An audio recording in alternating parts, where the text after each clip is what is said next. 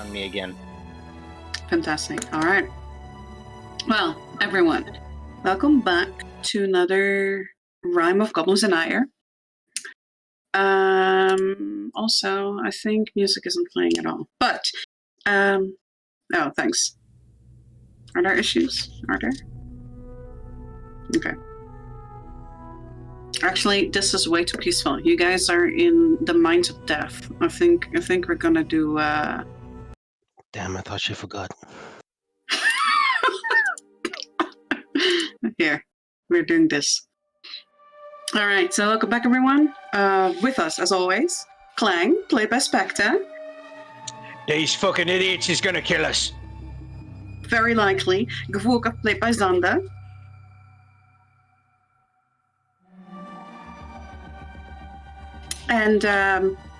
And of course, Bin's played by Lotro. The mushrooms, dress in Morgana. Yeah, maybe that will work. So my trust is in Morgana. It's not in you, though. You fucked this up. A short recap: you guys have found yourself in the town of Glossop, where you decided to spend a eventful night at the Happy Pecker in the house of Lady Indara Tenebris. The next day, you finished your business and you went back to the mainland, where one of you was curious enough to pick the flower of a creepy angel kind of statue graveyard setting. This activated this massive grave golem, which pushed itself out of the ground and almost killed all of you. But you managed to slay it, at least for now. It seems to be regenerating, but you guys have slayed it, and as you were trying to recuperate, and Clang, your trusty tank, have been dragging you guys to safety and healing you guys up, you did hear the rapid footsteps of the Undertaker that came running from the Happy Pecker, and he did not look like he wanted to talk to you guys. He summoned, he had like this strange chanting, and he summoned sort of these ravens that came flying from the trees that started crawling violently into this really big coffin that he was carrying on his back, to the point where they were like breaking their wings and snapping their legs, and there was a loud pounding until these really big, strange swarms of ravens came flying out with strange colored eyes, clearly under some kind of compulsion, as Pins, with his beast-beak, was not able to quite reach their minds. Getting surrounded from all sides, you guys decided to flee into this little shed that was at the graveyard that you guys knew had a hidden ledge that went down into somewhere very deep. You guys didn't quite know. But you guys managed to get inside, lock the ledge with, I think one of you used something like a crowbar and anything that got the latch in place. You did hear the pounding from upstairs, but you made your way down. You had to shimmy your way, not shimmy, but the sort of like, really carefully step your way over this really thin ledge that brought you to another ladder that got you down. You started hearing the faint sound of metal hitting stone, like a pickaxe, and as you descended, you indeed found yourself in a cavernous space filled with mushrooms. You Pins could smell the peppery smell. You could smell a peppery smell, which seemed to come from these red mushrooms. And you noticed that as soon as you got closer, they started glowing and bloating. So you quickly passed, but as you hit the floor, you guys found two figures mining in the distance. You quickly discovered these seem to be zombies. They seem to ignore you, however, but you guys did decide to push one of them into the mushrooms, which quickly exploded into fire, setting the zombie on fire, rolling over the floor, getting the attention from the other one, and quickly started to hear moaning in the distance, as it seems like you have attracted quite the attention with your commotion. Your assholes is gonna get us all killed. So I do need all of you to roll me an initiative, please. Oakley dokley. So,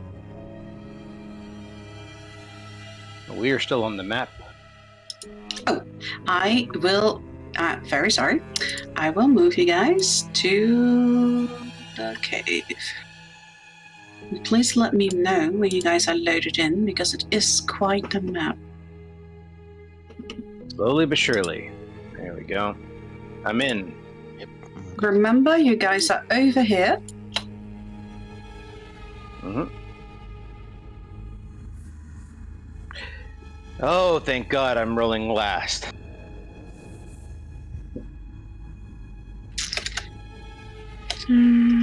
Fast, but I'm not that fast, damn it. We did some shenanigans with this one with the red dot. Did he fall into the mushrooms or not? Yeah, this one. Wait, I'm on the right layer here. Everything looks different now since I turned that thing off. But this one over here, indeed, he is on fire, and he was rolling. So he's positioned over here because he's been rolling away from the mushrooms. This one has turned around and is looking at you. From you, especially Pins, with your high passive perception, can clearly hear that even though there's a lot of echoing in this cave, definitely feel angry moaning coming from that direction, and a strange grinding. A grinding that goes like stops, and then again almost like something extremely heavy is being dragged. Right. If we don't die from this, I'm killing all of you. I'd like to see you try. You are 2 steps from death. I can kill you right now.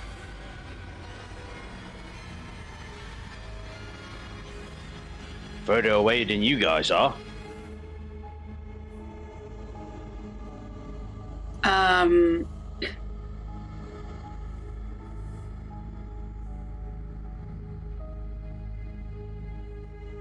You hear this. Pins is the only one that hears that. So Pins hears the sound of that dragging in the distance and the moaning. They don't seem to necessarily come from the same direction. He hears both. And it just, as this explosion happened, this is all happening at the same time, you hear the angry moaning. So this is where things are going to happen. So let me, because I rolled for them, I need to alter this. Sorry.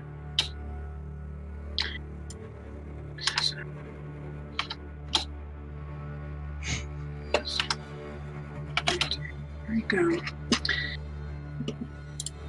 So let me quickly give this guy a color so I know that they are the same initiative here. There we go. Okay, so that is, I'm not surprised, Pins. You are first.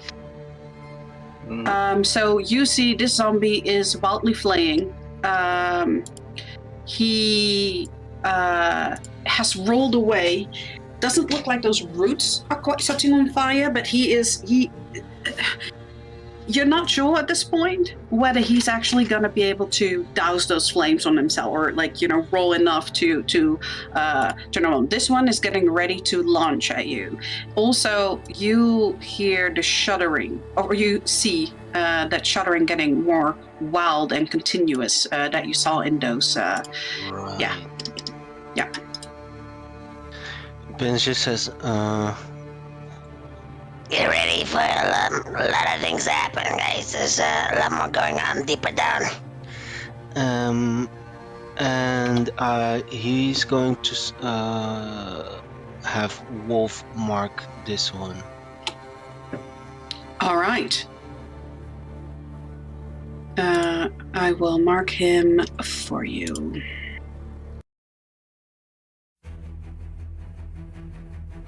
For the love of... And I would like to shoot him with Sting. Absolutely. Go ahead.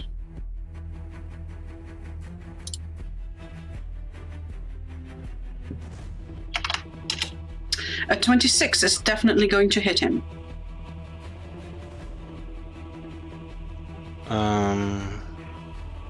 It's 15 damage. Shoot again, extra attack. Absolutely. Go ahead. A 15. A 15 is not going to hit him. Alright. First round of combat, dread ambush. Absolutely. 14, not going to hit him. I'm rolling garbage. Maybe you're getting all of my rolls. I'll try to take him back. Well, He just gets him out of the way. Was that it? No, sorry. As a bonus action, I will take one of my remaining healing potions and drink it. Absolutely. And- Your pet, Rose, does she do anything? Yeah, so that was the last thing. Rose is going to heal everyone for 3. Absolutely. Thank you, That's Rose. That's my turn. That is going to bring us over here, over where the corpses are. You definitely see, as you take your potion and you have been shooting, you definitely see out of the corner of your eye that weird kind of web-like hair that seems to be like wrapped around it, that starts bursting. And there is a strange creature at first that you see out of it, like a little tiny kind of worm-like creature. And very quickly, it is not just a single creature. It seems to be an entire swarm just exploding out. Ikamale here is the closest, and before I do that, do you guys let Ikamale be part of this? Is someone playing him, or are you leaving him out of this for now? Okay, fantastic. Yeah, this one, yeah, is gonna actually, you see that entire swarm, like that entire sort of cocoon bursts open, and this swarm of tiny little sort of caterpillar-like insects just explode all over Ikamale. And they are going to do infestation. I need him to do me a dex save as this mountain of little beasts explodes over him. 7 is not going to make it. As he is in contact with the swarm, you see that some of these little grubs start eating into his skin. You see some of them like biting into his cheeks and his arms, and you actually see these little creatures start moving under his skin. He is infested with 6 grubs. He needs to, let me see here. So he takes 6 piercing damage. And that is it for him for that right now. That does bring us to this zombie who is still wildly rolling around. So let me see if he gets any of that fire out. He drastically fails, and he starts, someone roll me a 1d4, see what direction he rolls in. 1 being the top. 2. Okay, so he's going to roll even further in here. And he kind of starts tangling himself stuck into these roots. So I am going to put him here, as kind of being grappled right now. That does bring us to this one, who angrily is going to leap to the closest person he can see here, which is Yugovolkov. As he runs at you, you see that on both sides, these mushrooms over here start glowing and bloating as he is going to wildly fling at you. So let me see. That is a 16 and a 17. I think both are going to miss you. Is that correct? Okay. Both are going to miss you. So you see here with his nails, it doesn't work. And you see, though, that when he's completely focused on you, you see that as he sort of like the sides of his flesh start stirring as the heat of these mushrooms start getting hotter and they start bloating. You see that his eyes sort of grow big and look left and right. Roll me an insight.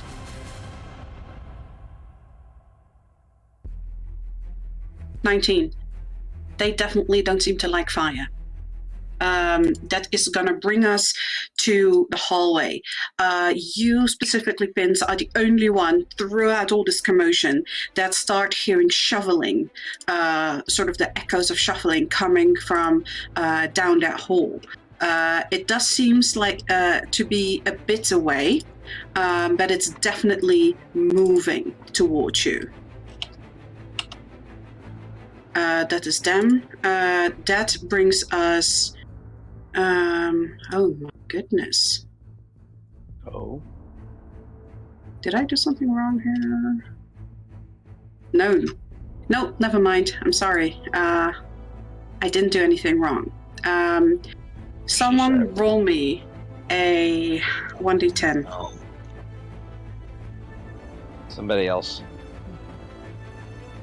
6. Okay. Pins, you can definitely see that this second sack over here also starts quivering. So and you can sort of oh, okay. On the over here. Under the blurba. Sorry, I think I'm in the wrong way. This one over here, the one that's in the bottom. Also, you see all these little bodies start moving around, but they don't seem to be coming out yet. Clank, that is going to bring us to you, my friend. You guys are gonna be the death of me. I just need to make sure I have something that I can use here. Yeah, I do. Okay, and I don't have any of those. Lovely! Alright.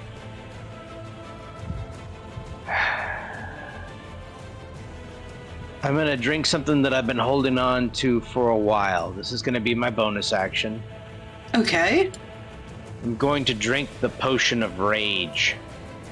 Oh, okay. Absolutely. You instantly become enraged, as in the barbarian ability, for the next 1d10 minutes. Each word you speak is shouted in anger, and you have a -2 penalty on wisdom checks for the duration. So, yes. I don't know if you want to go ahead and roll that for me here, but I will.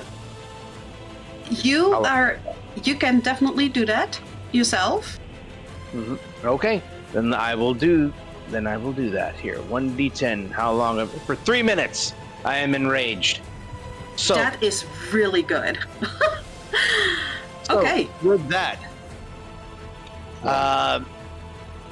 that, and seeing everything that has transpired, Kling is going to rush past these two idiots here. You sound like a robot to me. Yeah. But he's going to rush right here. This one is the one that's infested, right? No, I can't hear you at all. No. Can you hear me?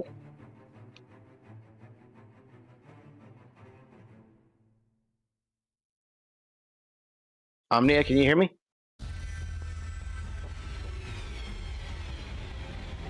All right. I think it might be Discord. It's a possibility.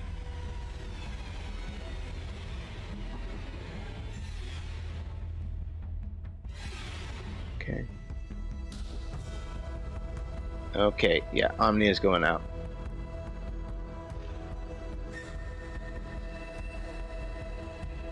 Mhm.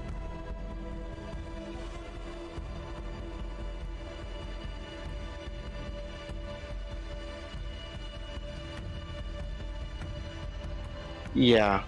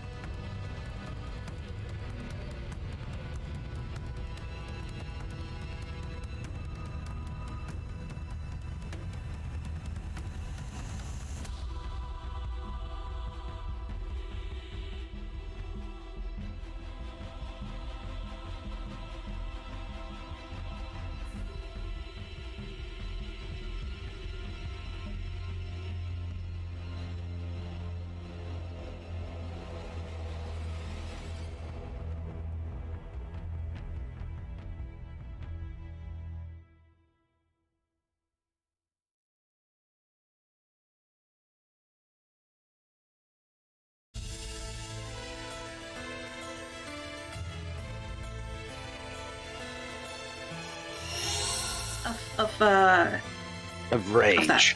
Yes.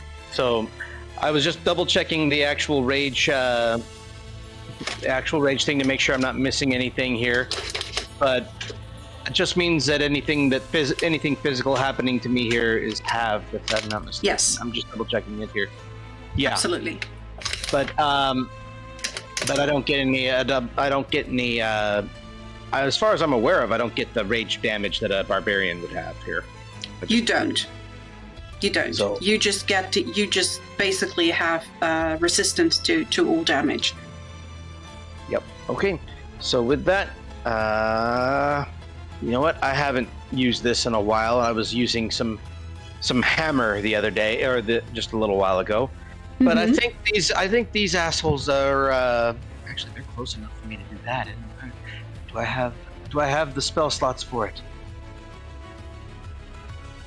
Oh wait, is that it's a cantrip. I'm just gonna say burn. We're gonna cast Word of Radiance. Okay.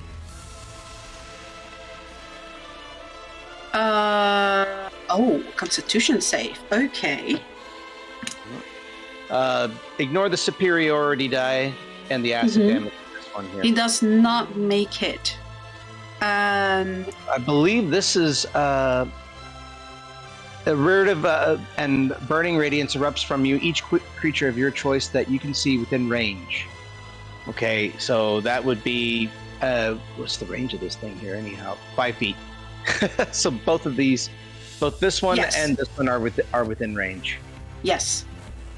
Okay, so both of them take 7 radiant. Am I correct here? That is correct. Okay.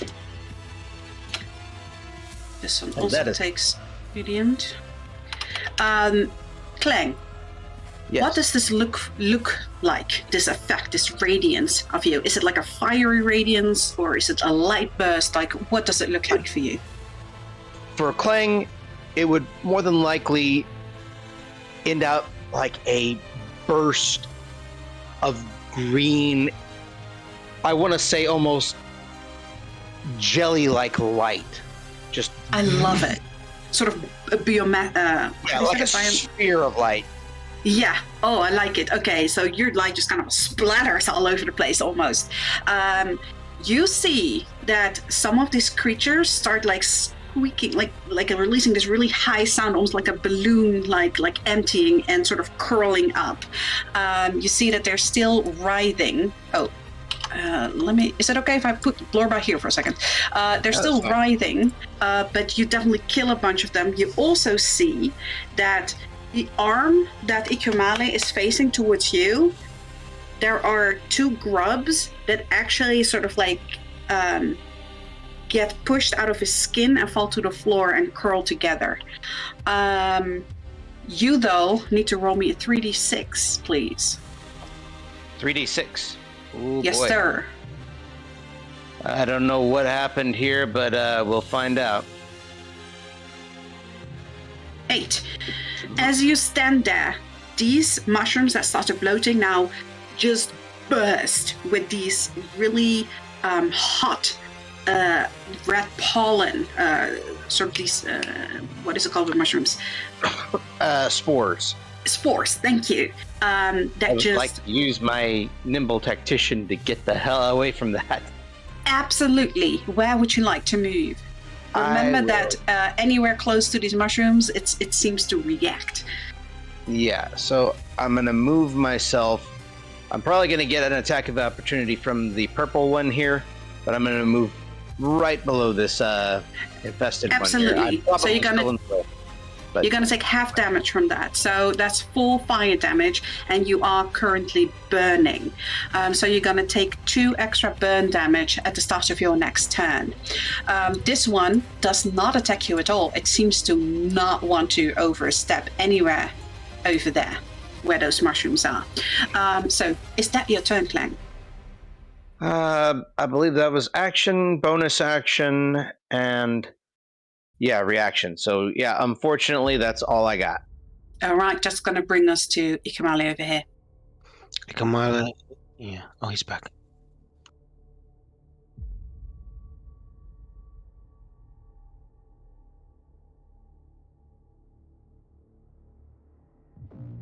All right. I'm trying to find an icon that works good for rage.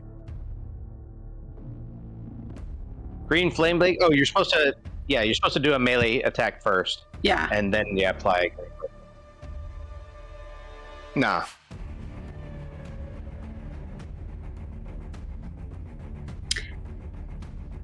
Yeah, that absolutely hits, and you see that this zombie retaliates by trying to bite. So let me see But- here. Yes? Just to help Xander here. This happens at the start of combat, so the mocking blurb might take that bite. That's true. Roll me. That's a wisdom save, right? Mm. That is a 5 on the wisdom save. It fails. Okay. And he 3 can't. vampiric, okay. And he can't target anyone. But the blurb. It's undead, so vampiric damage does not work on it. He still can only target the blurb. Yeah, it can only target Blorba. So it will instead, in anger, turn around, probably not understanding what it's doing, and bite into Blurba. That's a 22. What is Blurba's? That's a 16. So it is gonna hit. So he bites into Blurba. Can he please roll me a con save? No, never mind. He cannot get diseases. So he's fine. But he does take 7 damage. Piercing damage. Yeah. That's halved, yes. Paladins in there cannot get diseases thing. Okay, but how much damage did this zombie take from him? 3. Okay. From Blorba. No, he doesn't. I mean from Ikamale. How much was it? 16 total. Okay. Oh, 7 fire. Okay, well that's 14 fire. Slashing. Okay. This zombie not looking so great.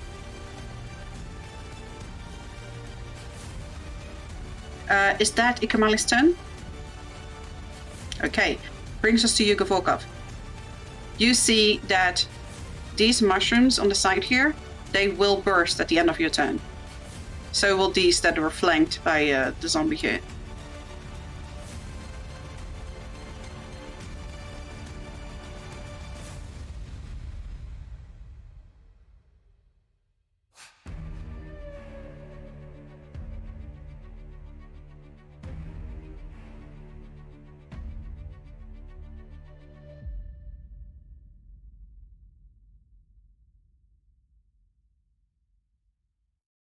Okay. The zombie over here, I assume? Oh, that's a crit. Definitely hits. Sorry.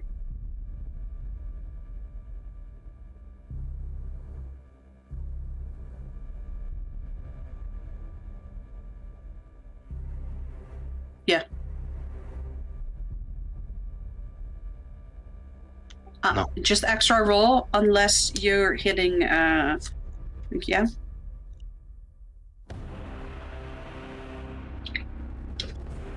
And it's all force, right? Okay.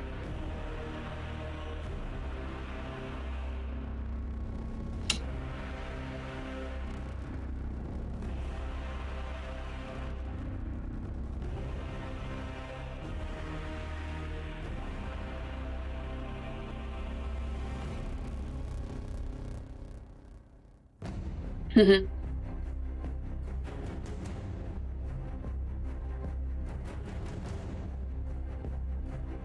Absolutely. You are going to start triggering these mushrooms now with your movement. So please roll me 3d6 twice. Yes, sir. 11 and 9. So because you are trying to run through, I'm gonna, same as Clang, I'm gonna say you take, yeah?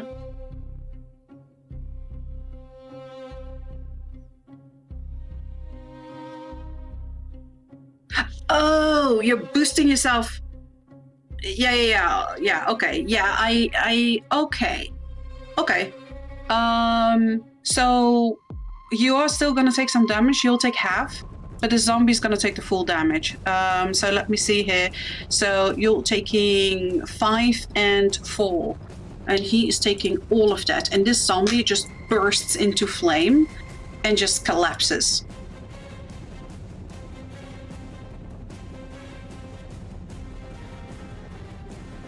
Is that your turn? Did you take the damage off for yourself? Okay. That brings us back to you, Pins. This one seems to be pretty much entangled. Entangle.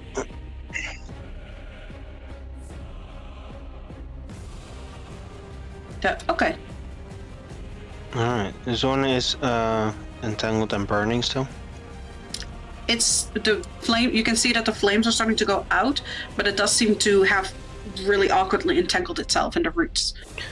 Bonus actions shift a hunter's mark on him. Yeah. Actually, no. I'll save my Okay. bonus action. Okay. I will just shoot him with sting. Okay. Absolutely. Roll attack. First one is with advantage because of help action, right? Yes. If it's with advantage, I'll sharpshoot it. Mm-hmm.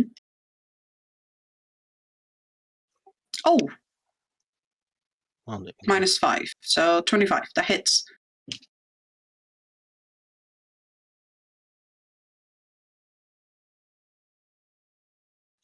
Is everyone still there? yeah, that's Oh, 37 damage. Okay. Actually, oh yeah. It's not a crit though, right? Because it's a -5. So it's not a crit. It's still a crit. It's just adjusting is -5. It's still Yeah, so it's no longer. You can still crit with sharpshooter. Can you? It's just a modifier. It's just a -5 modifier. It's still 20 on the die. Because I know that in other cases, it no longer becomes a crit. But for now, I'll allow it. But someone look that up for me if they can find it. But yeah, okay. So sorry, how much was that in total here? That is 19, 20, 25, 27? 27. 37. What? 37. Yeah. Yeah. Okay. All right. You see that. It says. Yeah. Before you make an attack with a ranged weapon that you are proficient with, you can choose to take a -5 penalty on the attack roll. It's just a penalty. Yeah, but that means that if you roll a natural 20, that it takes 5 off, so it's no longer a natural 20. If you have a -1 charisma modifier and you roll 20 for a 19, it's still a natural 20. I'm not sure. That's why I say, like, for now it's okay, but we'll look it up, like, after the session. Okay. How's he looking? He's not looking that great, but because he's been on fire, now he took kind of like a massive amount of damage. You still see him just trying to get out of these roots now, though. Extra attack should get extra attack. Absolutely. Oh. That is 30. That will definitely hit him, and that is another crit.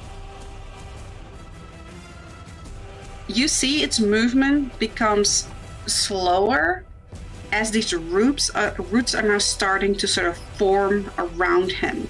Your next attack is going to be with disadvantage. As a sharpshooter, I ignore any cover. Then that works. So Anyone else's attack is going to be with disadvantage. bonus action shoot again, yeah. A 13 will miss him, though. What can I do? I'll use a repeater for repeating sting. 17. 17 is, let me see here. That is exactly his armor class. That will hit.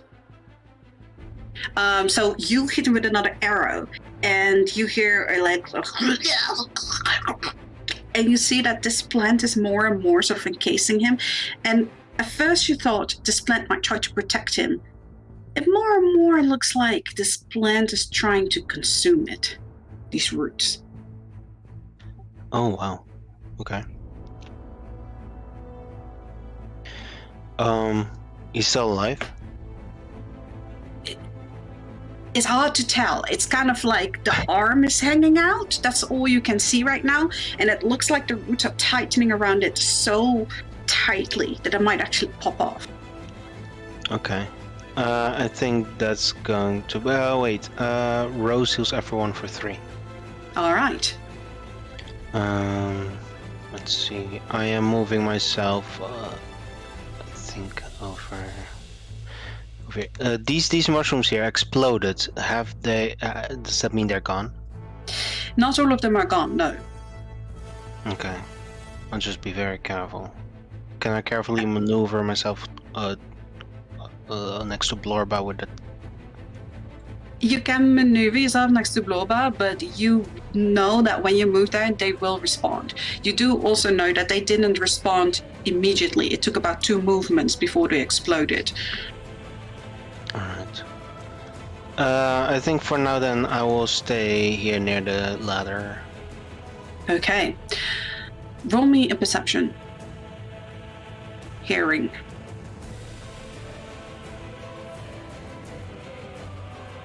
Oh my god.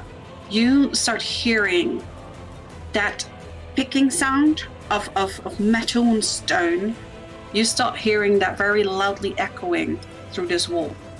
And you have the feeling that on the other side of the wall, something is starting to pick away at the wall. I will tell the team. Something might be breaking through the wall soon. Also, watch out for those roots. They seem to be hungry.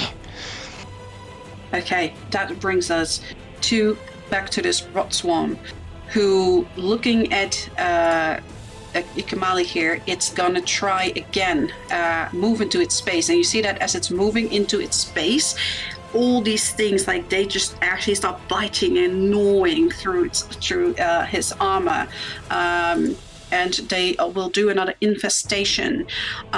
So please do me another dex for Ikamale.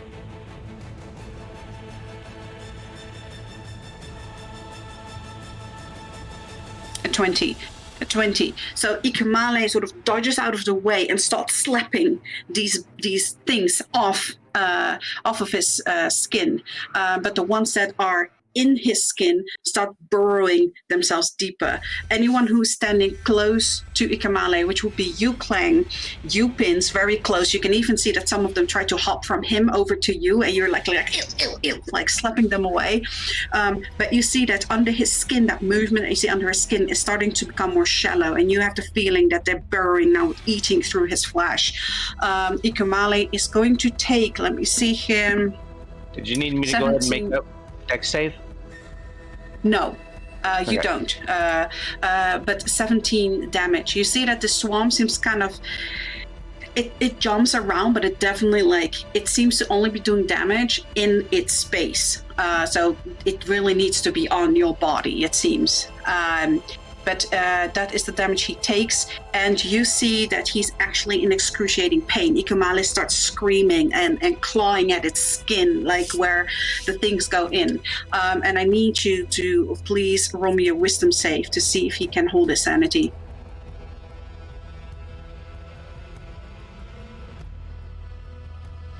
8. Okay, that is not great. Ikamale starts wildly screaming and running around. Roll me a d4 to see what direction he runs into. Oh my god. 1 being north. 1, 2, 3. Clang, he runs in your direction.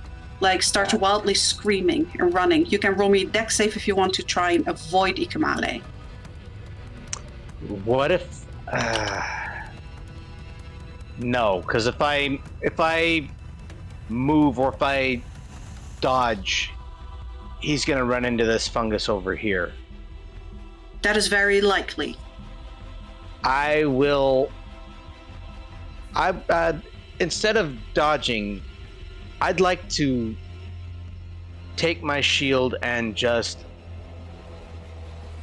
hold him, if that's at all possible. Yeah, so you sort of wanna, you can definitely try to sort of, as he runs to you, to sort of keep up your sword and like use your force to sort of stop him or maybe even knock him down. That's more or less what I would like to do. Basically, I just want to make sure that he doesn't go towards this or this. Okay. He does run towards you. No, sorry, that's... I really need to put things to the back here so I can... Anyway, who can touch Ikamale? Okay, so Ikamale will run towards you. Please, you know what? You don't need to roll your strength. You are so strong. You will use your force and your shield to sort of bounce him back. He does fall on the floor. Roll me, Clang. I will let you roll strength if you want to decide whether he's gonna fall right back in that entire swarm of grubs, or if you want to try and knock him aside from it so he doesn't fall in that entire swarm. Okay, yeah, I'm gonna go ahead and I'll roll strength to see if I can make sure not to get him back into the swarm of... Yeah, so I will allow you Ollie. to sort of, for you to let him pass and then bounce him over here. Okay. If you You want. want me to roll athletics or just regular strength check? You can roll an athletics to try and maneuver him so he lands somewhere over here. 24. 24 is absolutely enough. So you kind of like wait till he goes here and then you sort of knock him down over here where he falls on the floor. You do see that these mushrooms start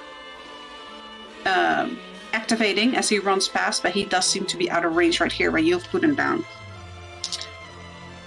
Get them things out of your skin before you do any damage. Gevolkov, roll me a wisdom. Actually, let me see here. Ikamale is a paladin, isn't he? Mm-hmm. Sorcerer paladin, yeah. Yes. Roll me a medicine with advantage on him. I just want to see, like, since... Ikamale. A 9. Okay, he is too far gone right now to understand what is going on, but you guys, this does not look good on him. But that is the rot swarm. That is Ikamale's turn as well, as that's all he can do. This one over here, you see that hand actually like just completely sort of shriveling almost as this plant like turns it, the roots turn it inward and you hear the snap of a bone and this entire thing disappears in these roots. Next, you guys, all of you start now hearing the clanging, the clinking of that metal and stone loudly, like there are several things trying to break through this wall. Didn't want to come in here, but no, we've got to go in there, don't we? In the distance, you start again. Ikamale can't see it. Let me see here. You are. Which way are you facing, Clang? I would have, at the time that I tossed Iki over here, I would be looking that way, getting ready to look back this way. Around this way, okay. You do see in the corner of your eye, Gevolkov, you can see it from here as well. Pins, I'll say you can see that as well. You now start seeing movement in the dark that is coming closer, and you guys all see that these mushrooms far deeper down in the hallway also start lighting up as some of these zombies are starting to move closer. Yep. That is going to be their movement. That's going to bring us to the other swarm. So this swarm, this body that's next to there, Clang, you roll me a 1d10 since you're so close. Shoot. Okay. 1d10. A 6. It is very close. Clang, you see that the corpse in the bottom is starting to almost move the corpse on top. You definitely see that little grubs are moving underneath this sort of cocoon, and they are all starting to form up at the same spot, almost like a zit ready to burst. And you're pretty sure that about next turn, that swarm will come out. It's coming out of this. Yeah, out of the corpse below. Yes. We've got to move. That brings us back to you, Clang. Clang. Mm-hmm. Roll me religion. Oh, great. The one thing that I'm really, really bad at right now.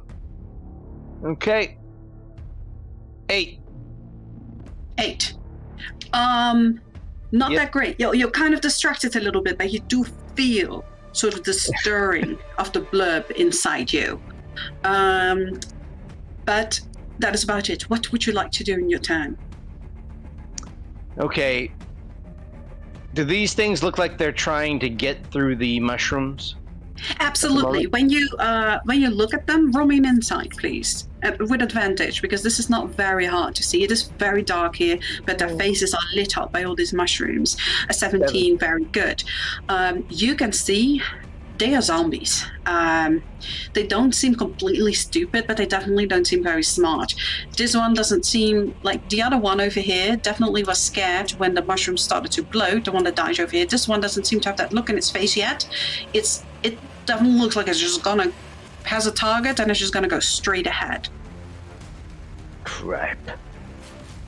Yep, it's about to get hot in here. I'm gonna take the Mace of Vigilance. Absolutely. And this swarm of whatever the hell it is here is going to feel my radiant might. Okay. So we're going to superiority die this here, and we're going to where is it here? Mace of Vigilance Radiant. There we go. Here we go with Mace. That is that absolutely hits it. Yes. Yeah, 25, not 26, because I'm not using the candy hammer. But that still hits it. That still hits it. How much damage does it take? Holy crap. Okay. Okay, that's about 13. Okay. Right.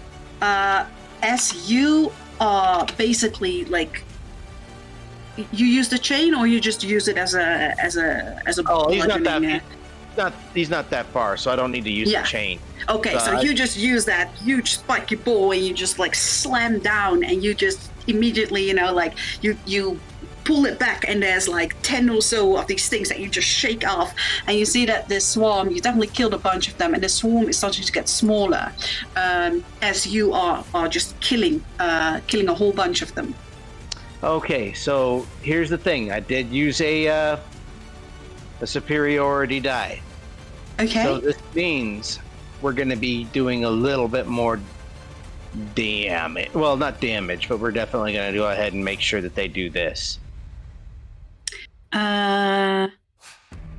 Okay, so yes. So let me roll that wisdom save. That is a 8.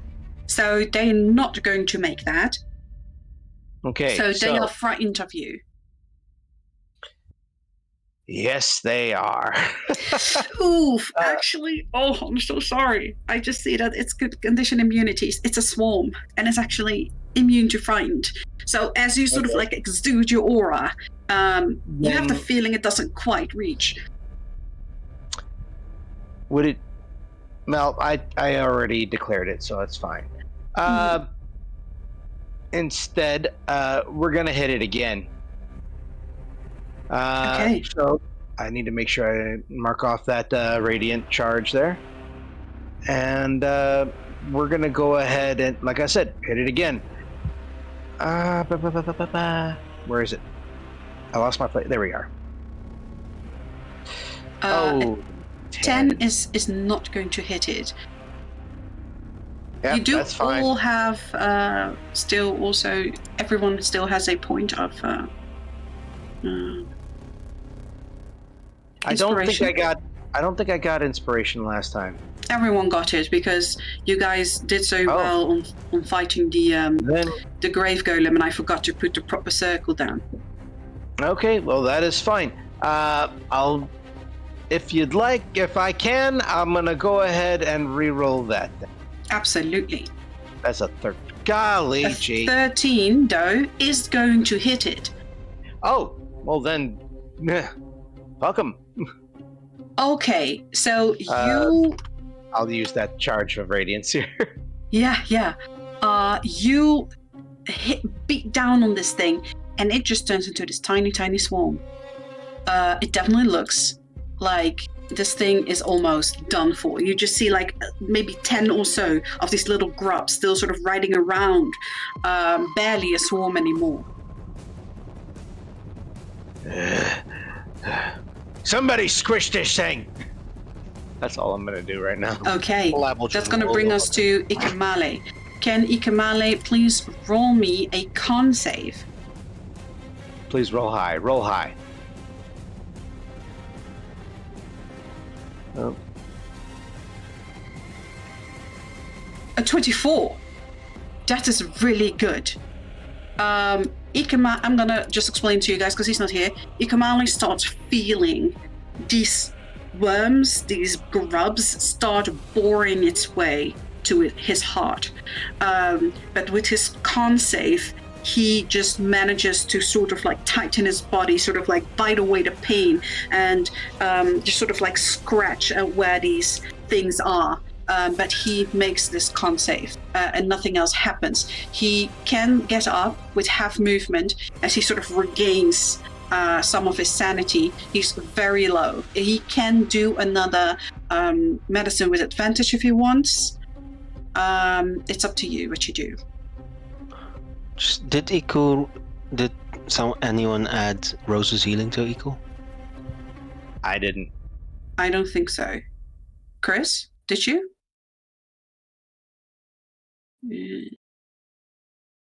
Okay, so give him extra points. Okay, yeah. So, yeah.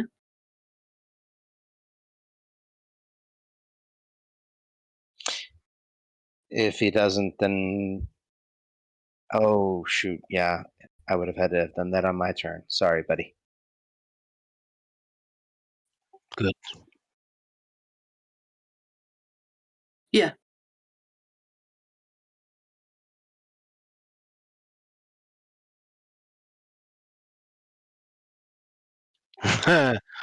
Mm.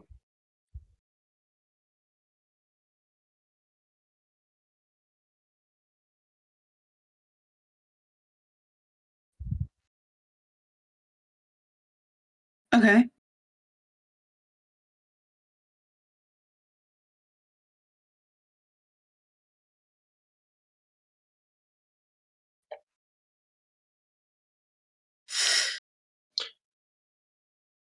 Ouch.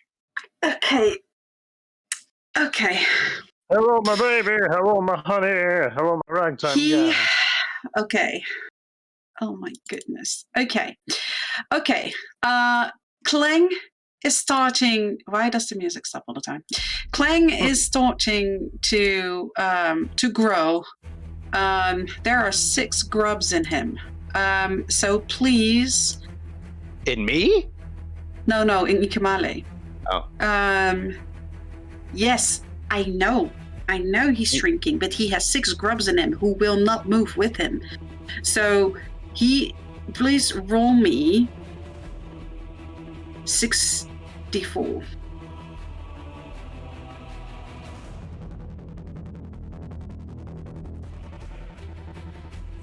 He is going to take 14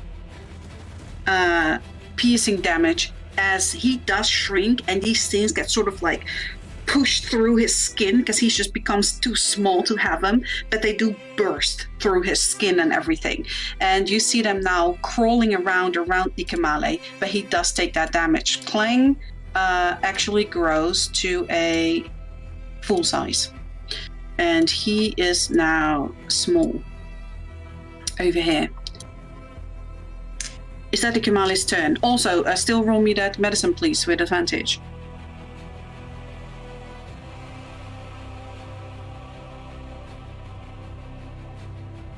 A 2. A 13. A 13. Ikamale, from the excruciating experience he has, he definitely feels like that if you do not quickly enough immediately cut these out, they're gonna burrow so deep you can no longer get them out. That is what he learns, and that he will tell you.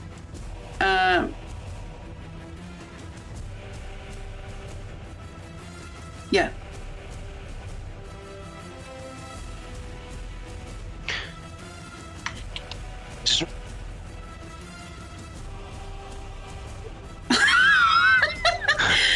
Roll me a dex save. With advantage because he's so tiny. 20. You see that these roots are slowly sort of grasping for him, but they are so slow and kind of like clunky and big, and he's very tiny right now. He easily dodges out of the way, but definitely seems like these roots are responding to things getting close by. These things that burst out of him are dead. That is going to bring us to you, Gavorkov. Hello, my baby. Hello, my honey. No.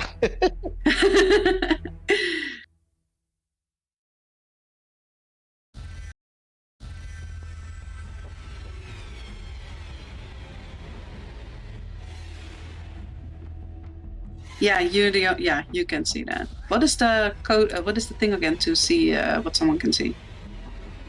No. I'll control.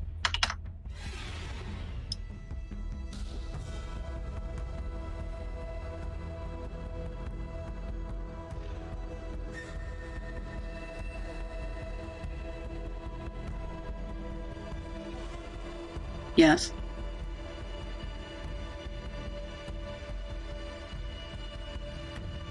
Yeah.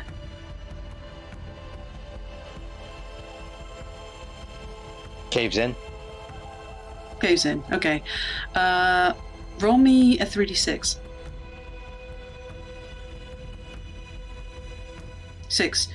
As you do that, and that falls down basically like 5 foot square, right? You said? Okay, and where exactly are you doing it right here? Where exactly are you collapsing it? In the center, okay. There is an explosion on all sides, but everyone is too far away to get hit by it, but you definitely hear the background. Like the panicked sort of, and you, Pins, with your good hearing, you can only hear sort of some panicking, like running around. Definitely seems like one of these caught on fire. And you now, please roll me a d4, Gavorkov. Okay, it's running to the right. Setting the other one on fire as you hear another boom, explosion as there's more of these mushrooms. You actually see, all of you see an explosion right there as more of these mushrooms ignite, and now you hear multiple moaning of running around. Like there's just a panic now of on fire zombies. Is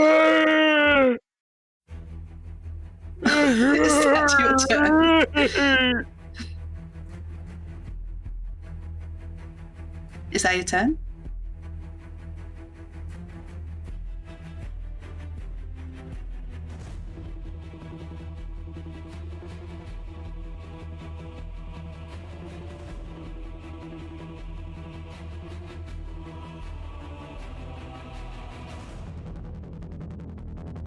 No. Some of these mushrooms explode, but they're not all exploded.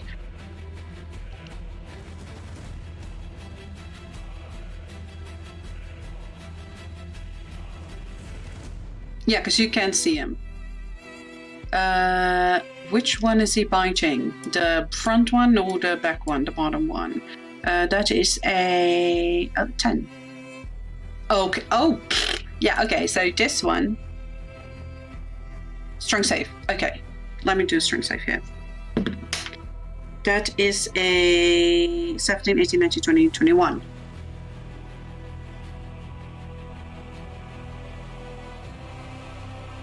Okay, yeah. So he's definitely gnawing on it. Okay, is that your turn? That is going to bring us back to you, Pins.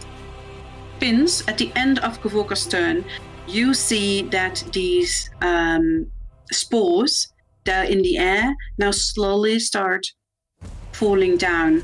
And the ones that are settling on this corpse are really quickly starting to sprout tiny little mushrooms. What color? Red. Right. Yeah, exactly. Rose is going to heal everyone for 3, including Iku.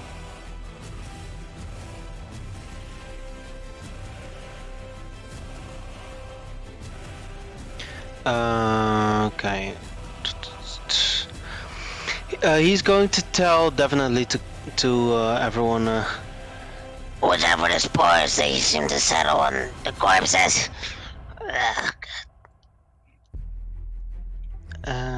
Is this?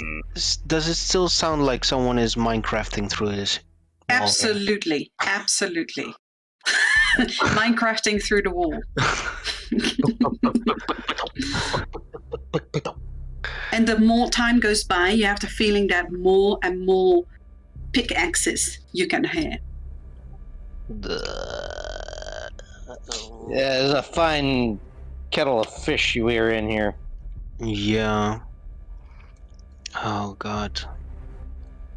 I'm not sure what to do here. I don't know.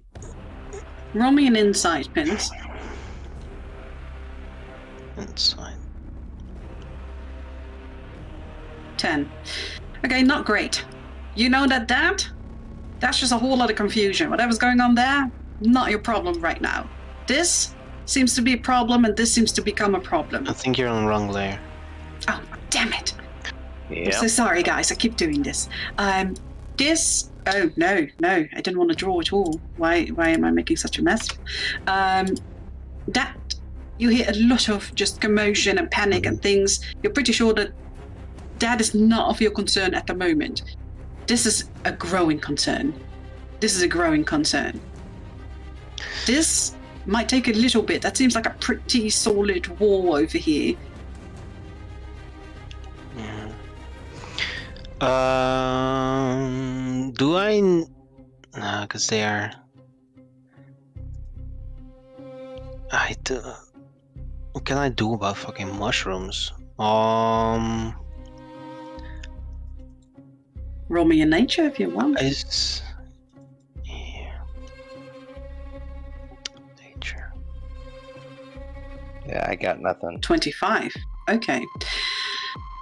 You know that these are highly flammable things and that the spores settle and immediately sprout, like really quickly, on something that's already decaying. You also know that you can actually douse them to sort of like calm them down and so they can't quite ignite. You do know that the effect of doing that, though, creates this really big, heavily vision obscuring steam.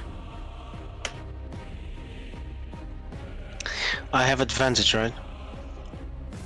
What? Help action. Oh, yes.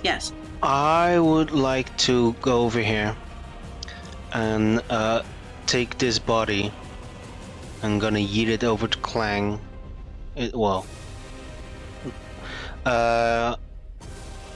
Over this direction. Mm-hmm. I'm gonna say, Whatever is going on over there, let's give him a welcome party. I'm gonna yeet this thing over there. Roll me strength, please. That is a very big throw. You can also drag it partly and throw it if you want. Yeah, because does have advantage. It's going to take my action anyway, so I'll do whatever I can. So I'll drag it and then yeet it. Okay, do remember this tiny swarm is still there. It will get an attack of opportunity, but you can drag it, absolutely. So That's you can drag it with you. And you're going to try and throw it. Roll me you will get it with advantage, of course. Roll me your strength to see how far you throw it. Question, is Clang still on fire? Clang is not on fire. Oh yeah, Clang is... I am on Clang fire. has had... Yeah, that's true. He's still burning. Yeah, that's true. Okay, in He's that on fire. case, I will drag it, but I will drag it in the direction of Clang near the heat. Okay. And then yeet this. So hopefully the heat will repel at least some of those. Okay. Let's see, 17 with help action. Absolutely. You will manage to throw it all against that wall over there. So I'm gonna let you can throw it here, anywhere Nice in throw. this line. Where do you want to throw it? Anywhere in this line here. As close to the wall that's being dug that I can hear. It definitely seems that you can hear it sort of from like so. Okay, so yeah, then as close here, wherever they're Here? come from. Yeah, Basically? wherever it sounds like they're gonna come from. Yeah. Okay, you throw it there. Please roll me twice 3d6. So, because these explode, but the corpse itself is going to explode as well. But the corpse has a range. So that's just going to be, let me see. Yeah, both of you roll me a dex save as well. Oh, fuck. So that is 11, 12, 14 for the first one. So that's the initial explosion here, and then 4, 6, 7 15, for 15 the and 7. Yeah. 15 and 7. Yeah, sorry. So you two both roll me a dex. 11 is not going to make it, so you take the 7 fire damage. You're already on fire, so you're not going to burn anymore. 13 is not going to make it, so you also take that 7 and you are burning. So at the end of your next turn, you are going to take some fire damage. But you do that, and you hear that really high-pitched squealing like a balloon emptying coming from that corpse beneath. And you hear like just the exploding of grubs, like poop, poop, poop, poop, like the and just Clang, you standing next to it, you see like some of these white splashes of goo that comes out of it. You killed that swarm. Nice. Nicely done. Yeah. This one, however, is gonna still attack you. But yeah, go on. But I am on fire right now. You are on. You know what? I'm gonna roll a wisdom save for them to see if they want to attack you. I'm just this big goblin that's on fire here too, so. Yeah, absolutely. Wisdom save here. Well, they're not very wise. They will still jump on you, so they will do infestation. Please roll me a dex save. How much damage did I take from the explosion? 7. Dex save again for infestation. Yes, for infestation. I'm 12. gonna use my inspiration because Absolutely, go ahead. fuck these rolls. Oh my god. Oof. Okay, What are these rolls? Did you? I don't know. But a few of these grubs. There's only like about 4 left. They jump on you. 2 of them burrow into your skin. You start feeling like that. They're really like sharp biting, moving through your skin, biting into your flesh. 2 on your right arm starting to burrow into you. You take 3 piercing damage from that. Okay. Is that your turn, Pins? I think You did deal with this entire swarm, and this corpse is exploded, but you see that as these, you see that there's a cloud of spores that's definitely going to settle on this corpse again. So it's pretty smart what you did. I'll say I like what you did there. I'm going to give you inspiration. You just used it, so there you have another one. Is that your turn? bonus action was. No, that's an action. Okay, bonus action, drink my last potion, and I think I gave already healing with Rose to everyone at the start of my turn. Pins, you're on fire, right? I am on fire. At the end of your turn, as these grubs are burrowing into your skin and your skin is on fire, you hear again that high-pitched squealing, and you see that these grubs are actually eating themselves out of your skin again. They tunneled in and then tunneling out again, and you hear a pop, and that white goo just splatters all out as both of them die. You definitely have the feeling that fire is a good deterrent for these. Yeah, that's why I wanted to stay near Clang. I actually wanted to hug Clang. Yeah. So these are now. No, get away from me. Get away Dead. from me. No, get away. Get away. We're not hugging. Fuck's We're sake. not hugging. Right. Sorry. So this little swarm is dead as well. What are your rules for dousing fire? Stop, drop, and roll action. It's an action, yeah. Okay. To stop being on fire. I would definitely say, well, I guess Clang, and I've already seen it. It's fine. That's my turn. Okay. The rot one, I'm gonna remove those because they are dead. That brings us to this zombie, which is also dead. In the hallway, you still hear the and in the far distance, you hear more and more explosions. They did not roll well on their wisdom. You roll me. Actually, it doesn't even matter for Chesty. Chesty's just standing in the middle in a chaos of several zombies just running around, setting each other on fire. That's just. Yeah, that's them. This wall, on that side, you guys, you start seeing the ceiling and the wall. You definitely start seeing crumbling. You start seeing big pieces of rock falling. None of you is really an expert in mining, but Clang, since you do blacksmithing and you do know hard materials, roll me an insight. Oh boy. Nice sight. I am rock hard. You are the 16. master of rock hard. 16. Okay. Oh my god. Clang, you wager that at this pace, it will probably take about a minute for that wall to collapse at the pace that this seems to be going. You guys have about a minute to do something. It's not gonna hold for long. We got anything heavy? You. Ow. I am going It's to. just a little bit of fire. Walk it off. Why can't I? Huh. Huh? What happened?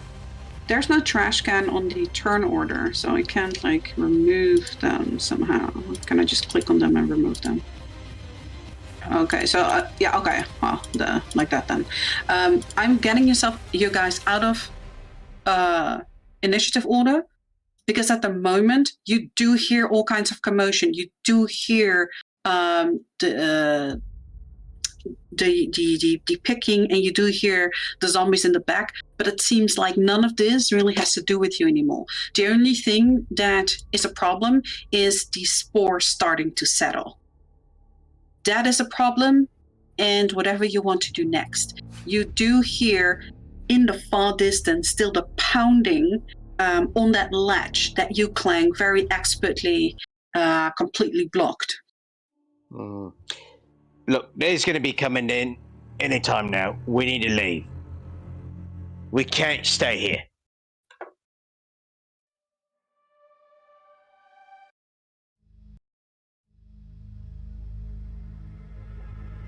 We got no choice. We've got to go further in. We've got to go that way.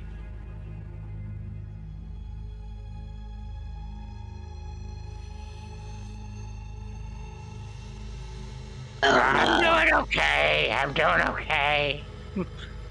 Everyone takes 2 radiant damage from Rose. Damn it, Rose. You just do too good a job. And these ones ain't gonna be.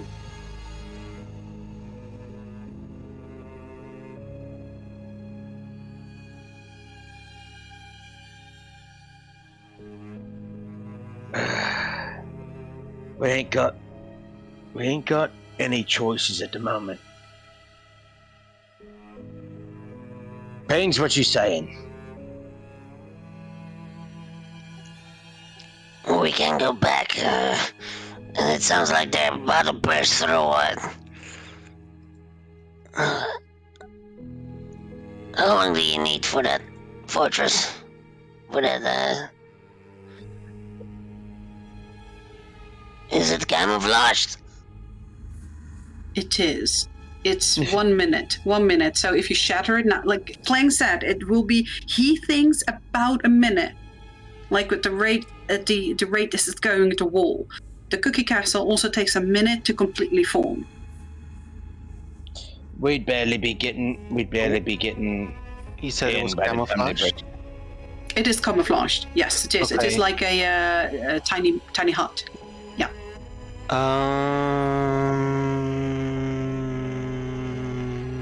Is But you gotta there do it now if you want to do it. Yes. is there still mushrooms? Red mushrooms. Absolutely. Yeah. There's absolutely Okay. still mushrooms. Okay. I will say, Alright, work on that, Gav. and I will take my water bag Skin. yes. Mhm. And as it seems that Gav is about to finish, and I see the cracking through the walls, I'm going to just squeeze and spray my water skin over the mushrooms to create a cloud. And Okay, as you tinkle over these mushrooms, I will draw these large, basically these clouds for you. Alright. I will also stop, drop, and roll. Not be on fire, please. Yes, both you and Clang can definitely do that. Do we take a fire damage before that happens? You do take fire damage before that happens, so each of you roll me a 1d4. That is the fire damage you take. And you are creating these really obscuring steam clouds. You do see that the light is slowly fading from these mushrooms, and as puffed as they were before, they almost shrivel to a very small size. And when you walk close to them, at the moment, they don't seem to respond. So those were the 3 clusters you were trying to. Because I will say you can do 3 clusters with one water skin. I don't know how many you have. I have 1 water skin. 1 water skin. I want to do it like 40 seconds in about-ish, just so Okay. that before Gav is done, we have at least some obscuration, and then by the time he is done, hopefully we can get in and they miss the camouflaged creation. Yes. Oops. Hurry it up, Gav. We ain't got all day. So both of you are no longer on fire, and this cookie castle, where do you drop it? Around the area where you are, Gav? Okay. Yeah. So the cookie castle grows in that area. You can put a little square down for yourself, and you guys will be able to manage yourself in there. As you move through the dome, in the middle of the mushrooms, okay. No, you can put it here without hitting the mushrooms. Like the area is a bit bigger than that it seems. But as you guys move into the dome, you get into the cookie castle. Pins, I need you to roll me a D100, please. Yes, ma'am. Ugh, no, Okay. 10. it's a number. Pins, as you're hopping, you notice that your leg starts becoming solid and then ethereal and solid again. Like just sort of like pieces of your body start, and you stumble into that dome, and you feel your heart rate going up. You feel like you're gonna maybe have a heart attack as you start moving into the grassy field of the cookie castle, and you see the nice blue sky dotted with white clouds. You almost become dizzy. Something inside you feels like there's a calamity about to happen.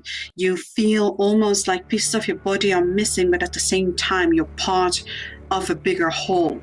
And you start realizing that there's a piece of Orion that is awakening in you. Ooh. And as you are stumbling inside, you see in front of you, you see You see Ikamale and Klang and Gavolkov moving into, and you're sort of lagging behind as you're trying to limp and struggle to follow, but you don't quite make it, and you fall flat on the grass. And you turn on your back. And as you look up, you almost feel yourself becoming blind. The light is so bright, everything turns blurry until you find all you can see are white clouds stretching in every direction. The light beams of thousands of suns radiating in prismatic colors, breaking through the clouds as a gentle wind carries this pleasant scent to your nostrils.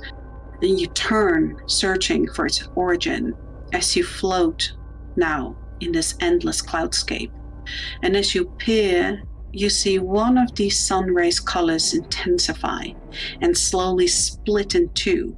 Both of these beams bend like opposite arches, and you realize it's exactly like an eye opening.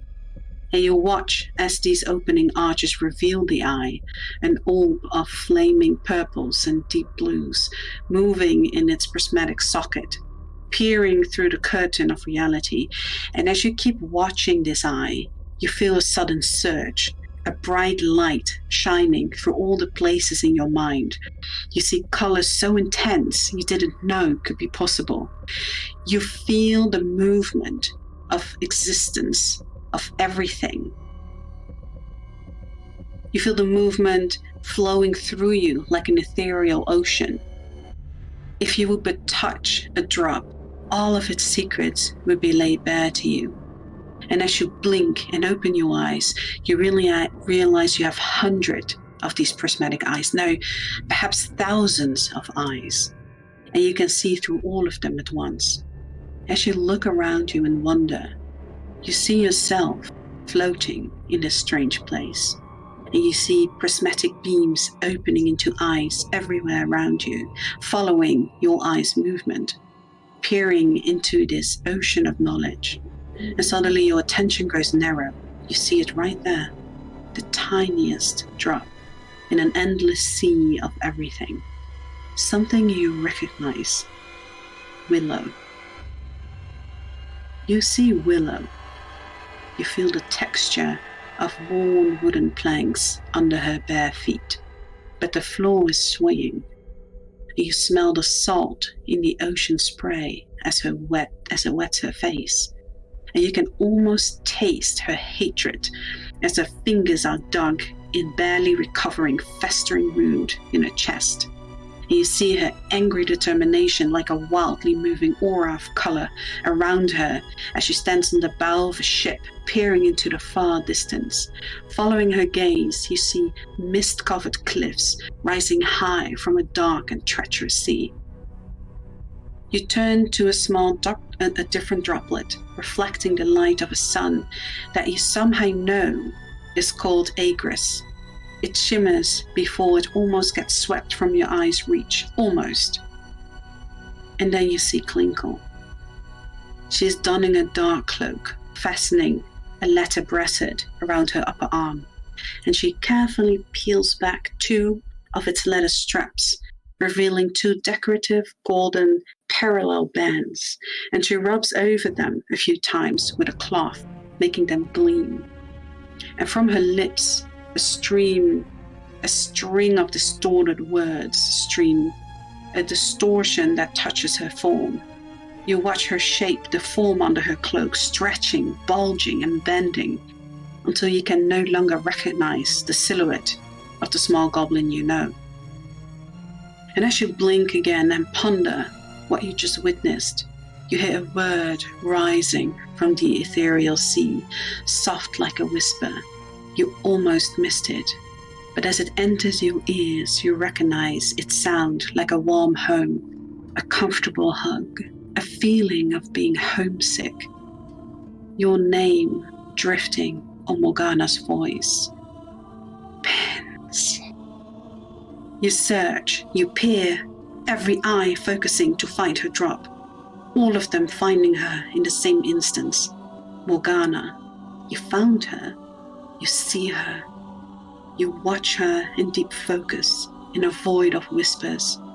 Her eyes closed, but her face turning to the whispers that light up like gold vapor. You see her touching it, the vapor turning like a drop of gold ink in the waters of her mind. And suddenly you notice something beyond the void of whispers. Something Morgana can't see. A strange, ink-black tendril. So many of them, reaching for the whispers, mixing itself with more and more of these gold vapors. And as you wonder about all of that, all you are seeing, you feel a sudden pull. You blink as the bright light of the cloudscape blurs your eyes, and you no longer see in every direction. You blink once more, floating in front of a giant eye. And you don't have to think about it or wonder. You feel it in every fiber. Orion. Paralyzing fear comes over you. All of a sudden, you feel like you took a peek in a mind where you were not welcome. Your breath leaves your body in a slow stream as a waterfall of thoughts flood your mind with how to set this right. But your lips will not listen to your brain. And as Orion's eye closes, the wind of it almost blasts you away as you hear a single word from his voice like a distant thunder. Enough. It tears through you, and you feel a violent pull, as if your back was attached to a cord, dragging you through space and time. And you see the cloudscape disappearing in the distance, its light fading from your mind. You pinch your eyes closed as you feel like you're plunged into water. Your body slowly floats to the surface, and you feel the water spread out away from under you in all directions. Your eyes open wide as you gasp for air. You feel drenched. But you feel the wonderful tall grass you're laying on, the white of the clouds drifting through the blue sky of the glassy dome of Govolkov's instant homestead. And you sit up slowly, droplets of water dripping from your nose and ears. You see 3 items carefully placed around you. A silver mirror, a unicorn charm, and a mechanical hummingbird.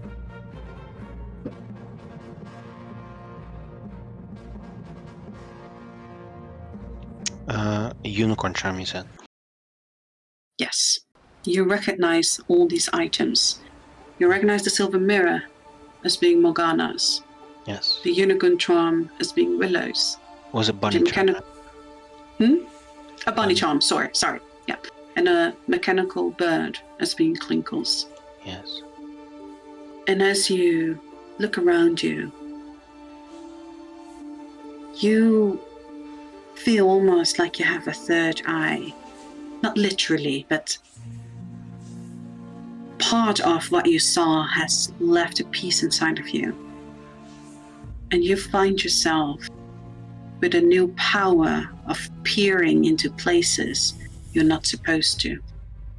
As you gain the following ability, and I am going to put it at the moment in general for you guys, so you can see it, so you can copy it if you need to. But once a day, Oh God. you can invoke the following spell without expending a spell slot, and it's more so kind of like an ability that has become part of you than a spell, which is Lesser Eye of the Watcher. It's a 3rd level divination, but you can cast it even if you do not have the spell slots. You arrange yourself, and it's a little bit like a scrying spell, but it has a 1-minute casting time. Works a little different, but you're able to do that now. You do need the component for it, but that shouldn't be too hard of a problem. The component does not get consumed when you use the ability. Okay. So as long as you have it, you can use this once a day. It's a conduit. All right. Yes, yeah, as a sort of a casting focus, almost. You will not get the chicken foot. You can see and hear a particular creature you can see within range. The target must make a wisdom saving throw, which is modified by how well you know the target and the sort of physical connection you have to it. If a target knows you're casting this spell, it can fail the saving throw voluntarily if it wants to be observed. Right. The modifiers. Wow. Yeah, so basically, if you have second-hand information, it has a +5 on its wisdom save. But if you have first-hand or you know the target well, it has a -5. So the strongest thing you can do is having a body part, like a lock of hair, a nail, something, which gives the target a -10 on its wisdom save.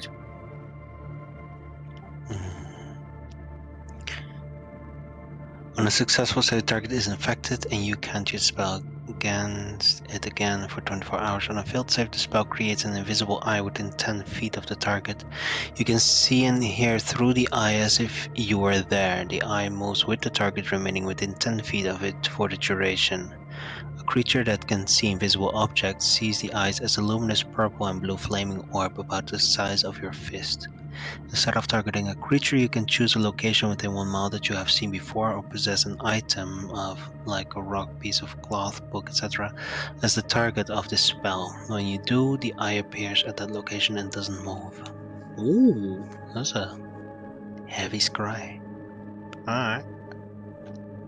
That's cool. So you, kind of a piece of Orion, has sort of like manifested in you, and you have the feeling that when you drank this piece of Orion, that this energy accumulated every time you killed something, every time you had a certain experience, until it came to this combination. And you feel like that energy is now dipped to 0, but you still feel that it's still there, that bit of Orion. And you feel like through time, like through you doing things, this will start building up again to something else, whatever may happen. But you feel like this is not the last time this has happened to you.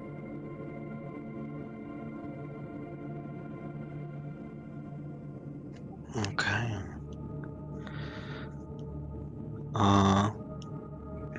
Pins will definitely sit up, dazed there for a moment, and touches the items around him, and is just kind of out of it for a sec. Absolutely. Clang and Ikamal is going to do what he does, but Gavorkov and Clang, what are you guys doing? Well, I was gonna sit down and have me a rest. But while he's resting, he's gonna go ahead and start reading one of the books that he has found, since the Great Blurb has told him it's okay to start reading. Okay. Which of the 2 books would you like to read? We've all made mistakes. Okay. Absolutely. How long 'Cause do you want to he's- spend reading this book? Since we're not really going anywhere, and it's just gonna be essentially a short rest. Mm-hmm. A long He's rest. just. Oh, we're taking a long rest? Okay. This thing, only 8 minutes will pass outside of the dome, but you guys can spend 8 hours in here and only 8 minutes will have been spent outside of the dome. Yeah, but we woke up around 2 hours ago, so we can't take a long rest. But we can spend I'll 8 hours say, in- look, listen. God says it's okay. Okay. God says it's okay. It's okay. I'm not gonna argue with God. We've been through a lot of shit. We can take a nap. You guys have been through a lot of shit. So, are you arguing with the writer? Well, he started it. No. But All let right. me pop this I'll one take up. Yeah? I'll take that, and I'll spend 2 hours just reading the book. Absolutely. I'll tell you this. The book, as being an expert in all kinds of reading, looking at the thickness of this book, if you spend half your long rest reading this, you'll be able to get through nearly all of it. Okay. Then that's And remember what he'll do. that a long rest can include just light activity like reading. You don't necessarily need to be unconscious sleeping. Okay. So I'll take that then. We've all made mistakes. Roll me religion with advantage. Religion with advantage. Oh, dear Lord, please. 16. That's very good. Okay.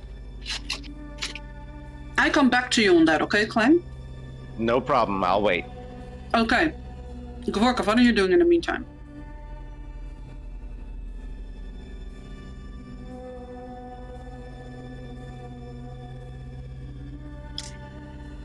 Okay. You're gonna have to first do some kind of identify for them.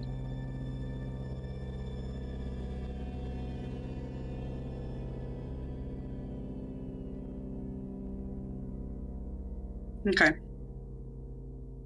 As you cast Identify on it, you learn that these gloves and your wig are strongly connected.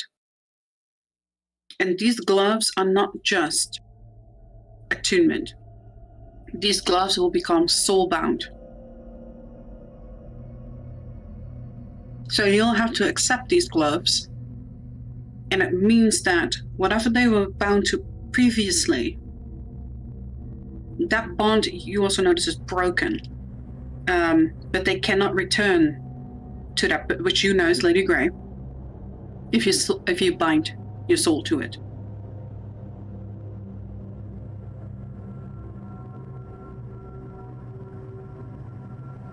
You do know that she gave them to you, maybe thinking she was dying, and she might have purposely broken that bond.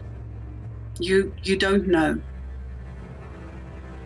But it's up to you. You can do what you want. Okay. As you put these gloves on, and you start that really intense attunement state where there's actually like your soul binding with this item,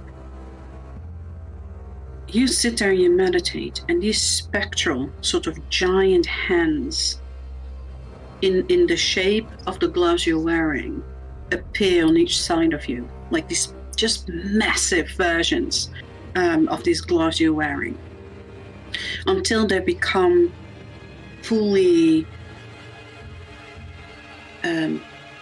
tangible.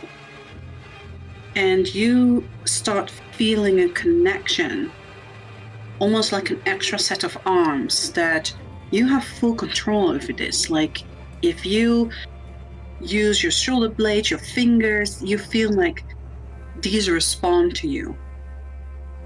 And your wig and these gloves, they now form a bond, and they become a set item.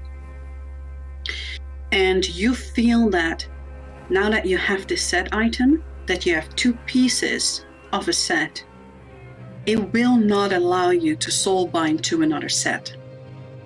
Doesn't mean it's impossible. You could break the bond from this set and then soul bind to another set, but it can't happen at the same time. You can be bound to only one set at a time.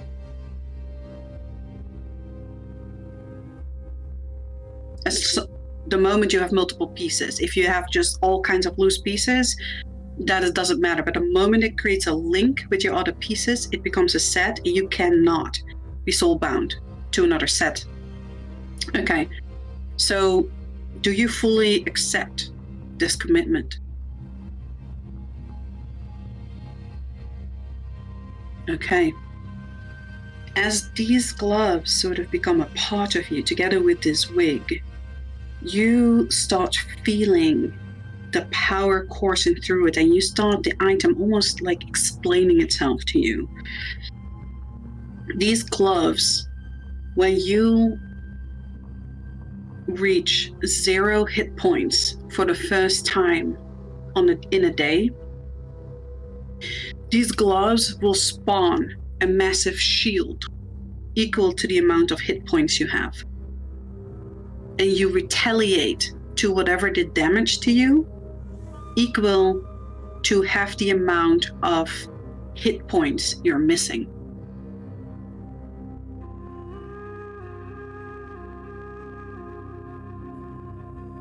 which will be true damage. So penetration damage. Yeah. So once a day. So I will. Sorry, I haven't had it prepared yet. But that's what the gloves do. So once a day, when you hit 0 hit points, it spawns this massive shield equal to your missing hit points, and you immediately retaliate, punching in a cone in front of you, in a straight line, 5 foot wide, 10 feet long. You punch. Everything in that area will take damage in penetration damage equal to half your missing health.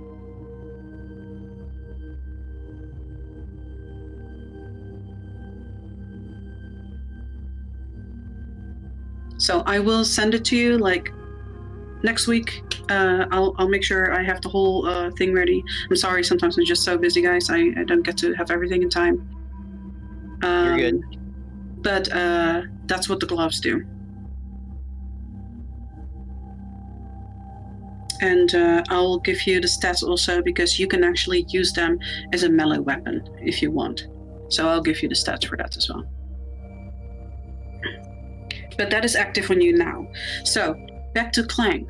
Clang, you're sitting there reading, and as much as you maybe feel like necromancy might be a bad thing, actually tell me, how does Clang, growing up as a goblin in your town, what is your stance on necromancy? Oh, we've no.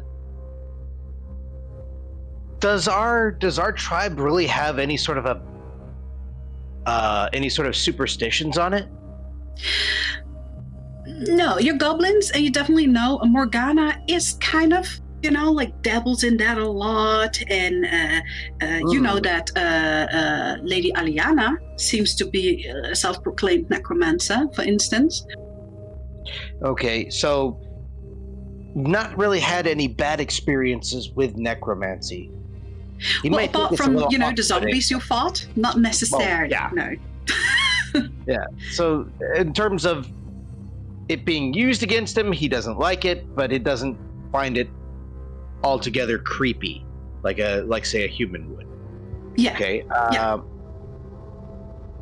right. So while he's a little off-put that it was something that he found, he's reassured that the blurb is urging him to go forward and read it. Yes. So he will do his best to absorb the information. Okay.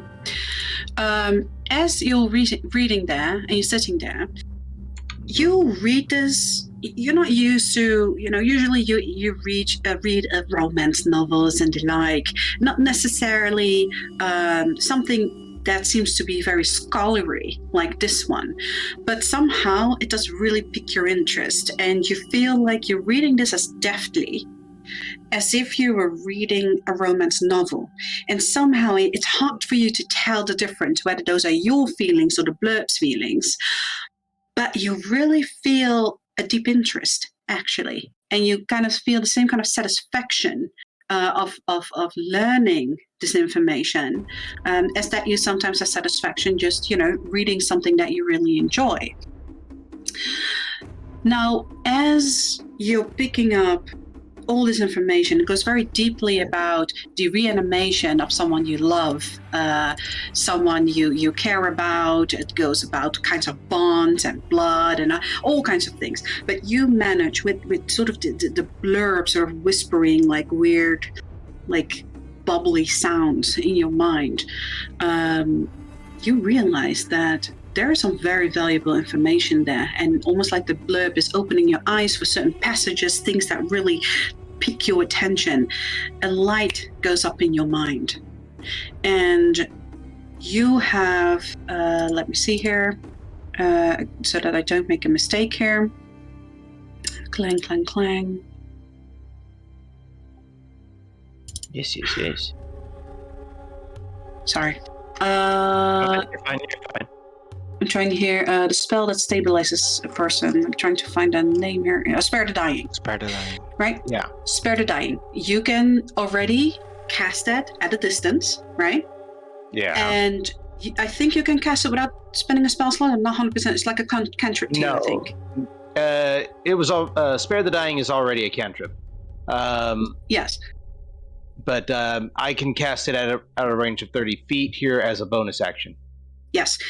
You can cast Spare the Dying as a free action.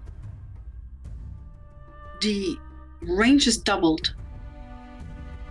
So, but if you choose to take time and cast this as a bonus action, you will stabilize a person with 1 hit point, and they basically become conscious again. fuck. So you can change Spare the Dying, so its range will turn to 60 feet. It's a free action, which just does whatever the spell does, but if you choose to use it as a bonus action to spend time with it and really focus on it, they come back with 1 hit point. I am putting it in parentheses here. Can come back at 1 HP. If cast as a bonus action. Cast as a bonus. Yes. But Okay. otherwise it will be a free action. Yes. All right. Oh, I need to say on a friendly target, because this is about like family members, and the bond you have. So it does need to be a friendly target. You cannot cast it on an enemy with 1 hit point. On a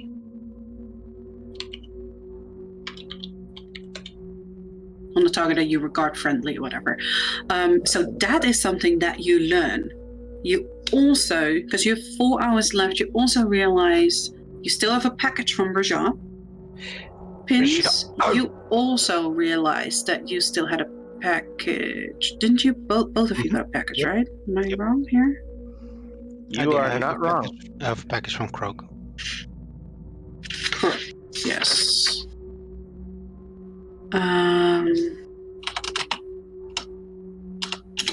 Let me put that up here too. Okay.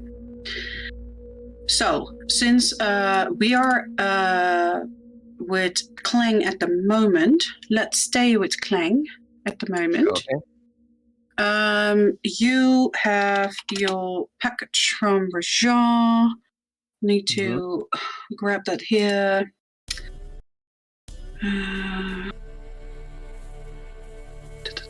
Because I have a letter written for you.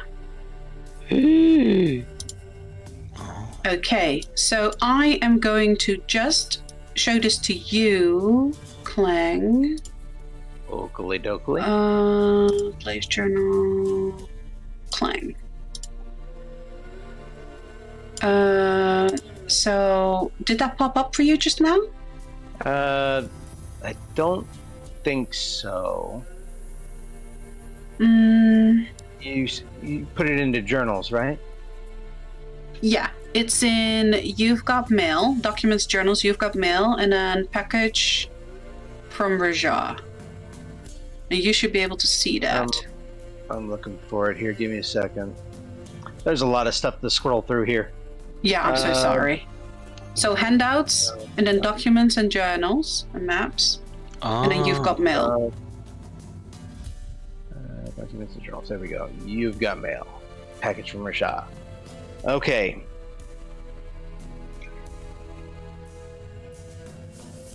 So you can read that. That's up to you if you want to share that, right?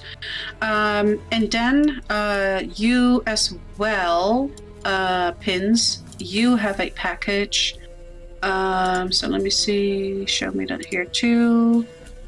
So you should be able to see that as well now. So that should be in the same place, I think. Handouts.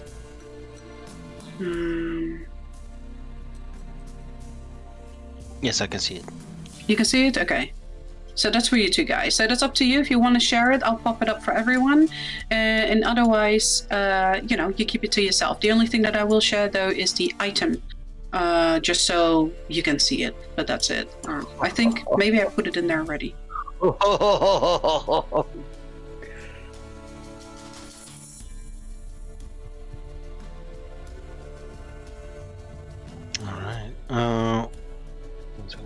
was Gav doing? Gavorkov is the tuning, soul binding to the gloves. Right, that was it. You will at this point, though, after 4 hours, Gavorkov, you will be done. So you're free to do anything else you would love to do. I will save this for later. Yeah, so you got a package with a book and a letter, and you, Pins, you got a sort of like almost like a wine crate, like a little wooden box with an item in there.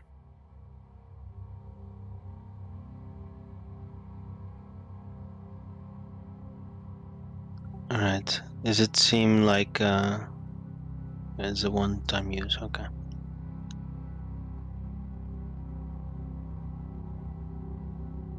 Is it like a bottle or a potion? It definitely, to really get to, because you don't know what it does. You just see. Can I describe it? What you see, or would you rather? I would. Sure. First thing I do is I gather the 3 belongings I've got, and I look around for my friends to see if they noticed anything weird happening. Because I'm not sure how much time has passed for me. Yeah, that's hard for you.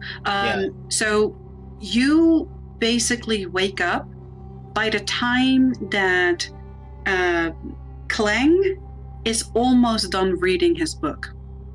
So if Clang tells you that he's been reading for almost 4 hours, you missed about 4 hours that you were passed out. Right. Yes. What? I was out for that long? Yeah, Sleepyhead. The moment you came in here, you fell flat on your face. I will dust myself off, but I'm actually feeling if I can feel my limbs if they're not ethereal. Okay, so you can dust yourself up. You're soaking wet. You actually look like you've been dunked in water completely. But your legs, everything feels solid again. Yeah, that's the sound you'll feel. That's the sound you feel. You may want to clean up a bit here. Yeah. Alright. And he's just gonna walk past Clang out to the table, probably next to Gav or near Gav, not go into his space, but and takes out his package. But as he walks past Clang, he says, "Hey, what are you reading?" This.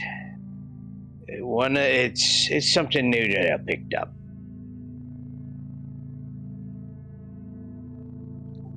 You mean you stole from our host? What? No. Picked it up in the abandoned cabin that was below. Oh, upset. All right. Anything good?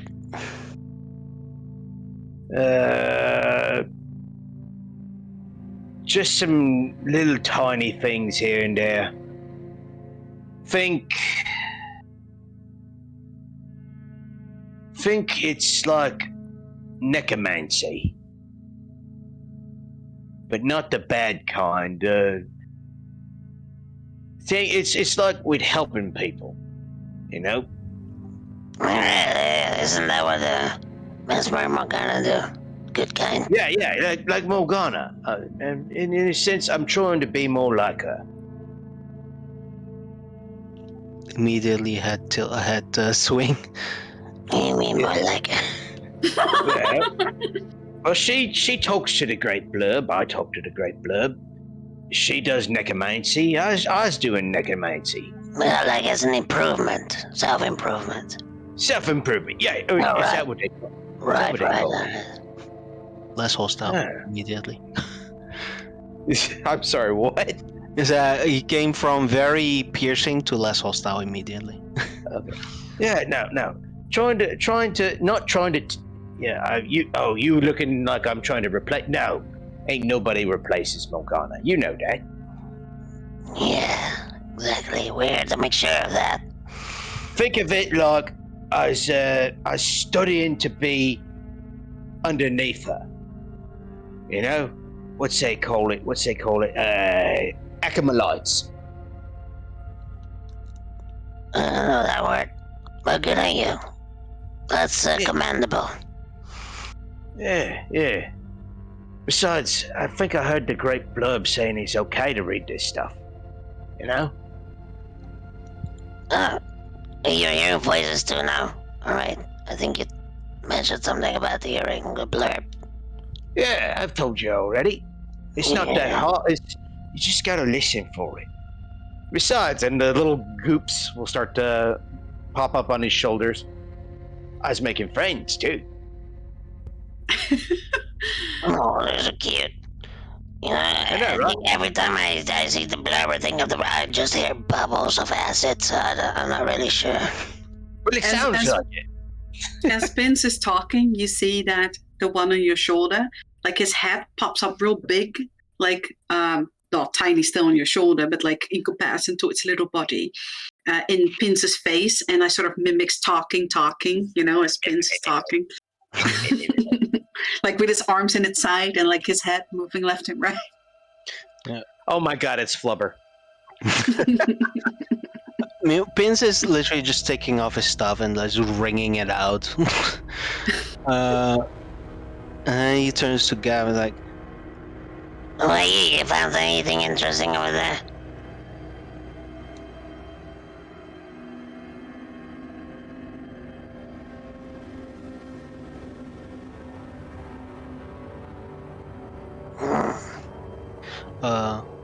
he's addressing Gav. He does take out the package and the crate and the bottle. And he can describe it better than I could ever.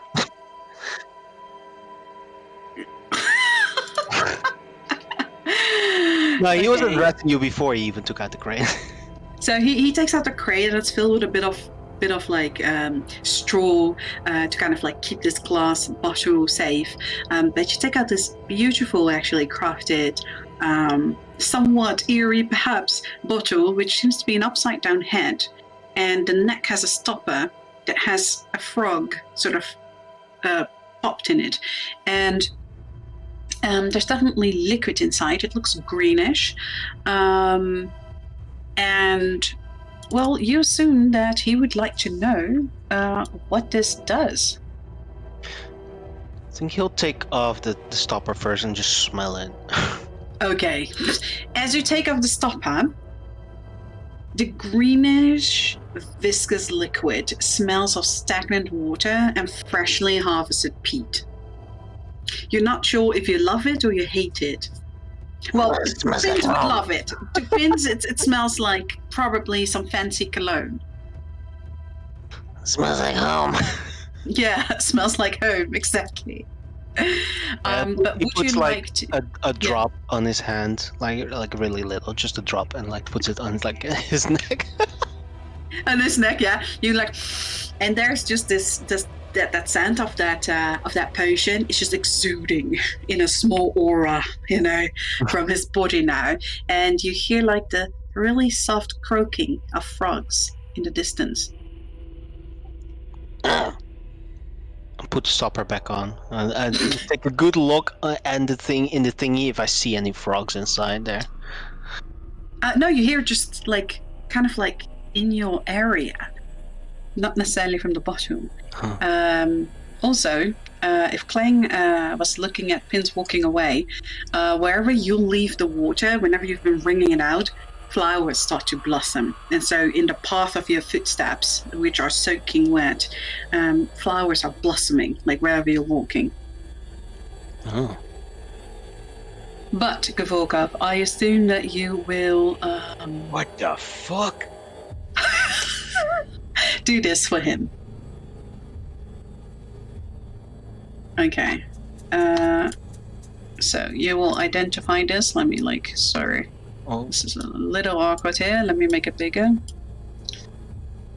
we can see in the darkness. Oh my god! It's in the back. Yeah, it's in the back of the thing. Can you guys see it like this? Yeah. God damn it. No. Yeah. No, I get it. Let me just, if you don't mind, I'm going to pop up your package if that's okay. That's fine. Okay, thank you. Can everyone see that now? No. It's in documents you've got now. Yeah. Okay. In document. Well, Scroll down Here. all the way No and hand that. uploaders. So here. it's just under command. Oh, there we go. I do want to make a little note that Pins would only do this after it seems that Gav is done focusing on his own stuff. Yeah, I understand. He would be, by the time you wake up, Gav is actually done with binding himself to the gloves. So what do you tell Pins? You woke up.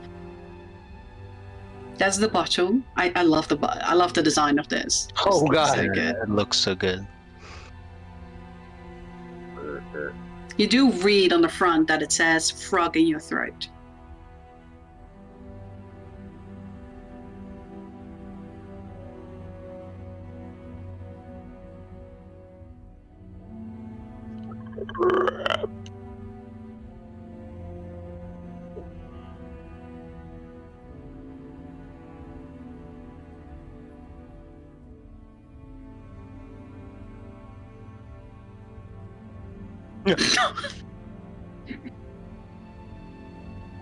That is not canon. Really? That is not canon.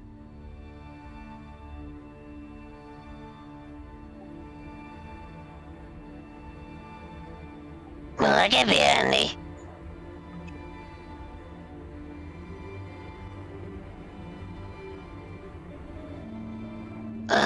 Gavork, I was thinking some liberal explanation. Wait, for how long? Forever?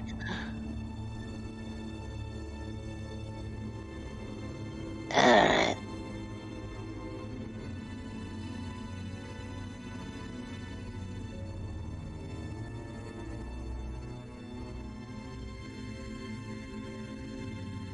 I mean, I can still be handy, like, you could probably do something with that, right? Just like you use your Gavo for spying and things. Maybe I have my own.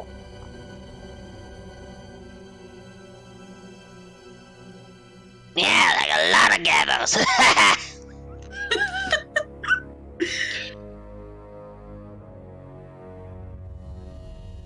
Well, you also read that he can command them as many, so separately, individually, yes.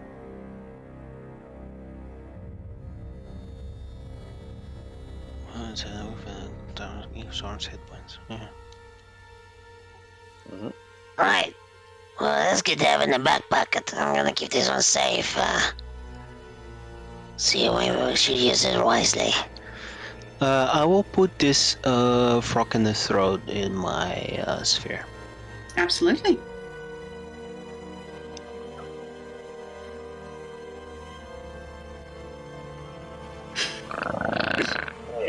I mean, yeah. Probably. Gonna kill them all because they made me in this stupid position. I will definitely put for the 4 hours we got left. Put pop out. Yeah, you can, absolutely. There's a and hearth in the castle, so. Yeah, exactly. There's also a stream, right? A stream. A chocolate stream, yes, but there's water you can get. In the kitchen. There's a water pump. You can get water in the house, in the castle. Just for sake, I will refill my water skin because I used it on the mushrooms. Yes. I think the last thing that Pins will do is actually, you guys will see he is kind of contemplative, like, and he will also look at after Clank says, "What the?" Like at the flowers. Like, that's new. Yes, you definitely have the feeling that whatever it is, water is that's coming from your shirt. It some kind of like healing power, perhaps, but it's immediately blossoming wherever you're walking. But he will look at. He will sit at the table and look at Gavin Clang and says, No, we got this a while ago, and I feel like I almost died twice in the past 24 hours. I think I'm gonna need a little bit of a boost.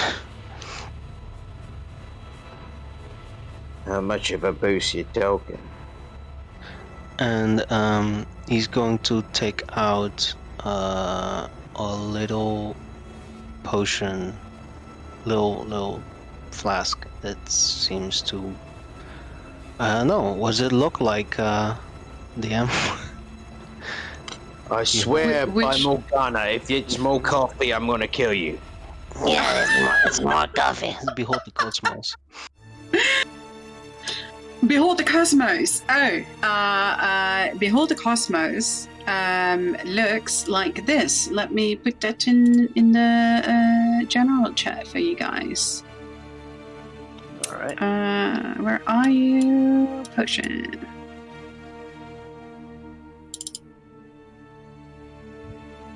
Please pop up. Thank you. Okay, so I can drag it into there for you guys. The middle potion that you see here, that is the Behold the Cosmos. Let me pop that up so that the recording can see that.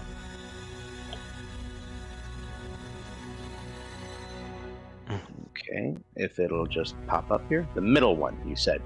Yes. He just kind of holds it up and says, I don't know what's been happening to me lately.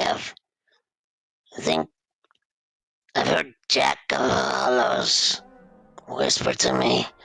I've heard Morgana whispers to me. And ever since we had this encounter with that giant space dragon, I've been feeling weird. I feel like he's reaching out to me, and that's has to do with this thing I've got. and he kind of pokes his chest with where the where the heart is protruding. It's protruding, actually, right? Yes. So they can definitely see that there's crystal growth that is protruding from your skin. Yes. They can see the whole heart. You know the heart is there. Yeah, I was gonna ask you about that. I think it was a gift of a goddess. I think it has to do with the space dragon. I think Orion and Vemis was a great hunter.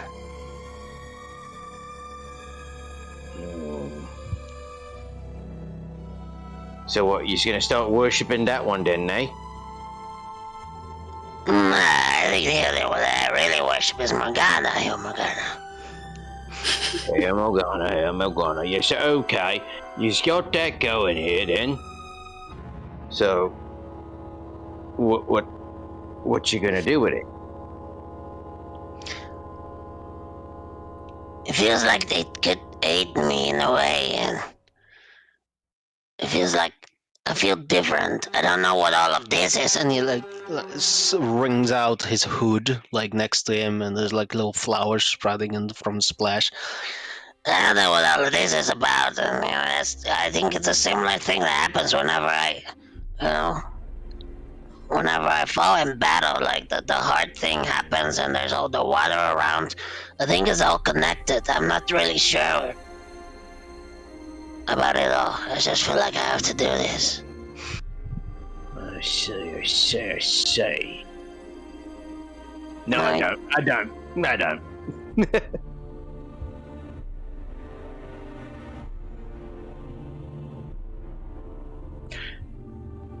Well, it's not, they come across my path, not like I seek them out. I mean, he's right about that, right? He's not wrong.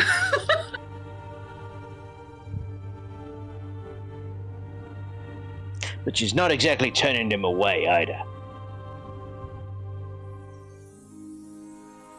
Well, I mean, I think Jack of Hollows only got to me because I still had that card on me. I think you forgot about that one, Gav. Well, it's not like he can remove it. You moved it for you. No, he didn't remove it from me here. That was, what was her name? Doggone it, my brain just... Turn? Turn, yeah. That was Turn. She did that. Well, I thought Gav was the strongest here with all the magical powers he's got. Well, he's strongest in the magics, and I's got the strongest in the breaking things.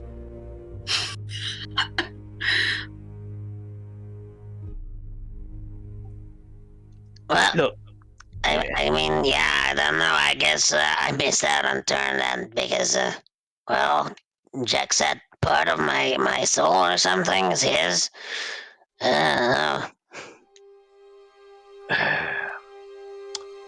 is it? Well,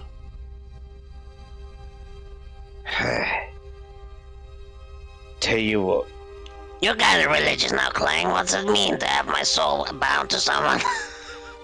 I ain't being trained. Ain't nobody apparently worshiping Blurb except for me.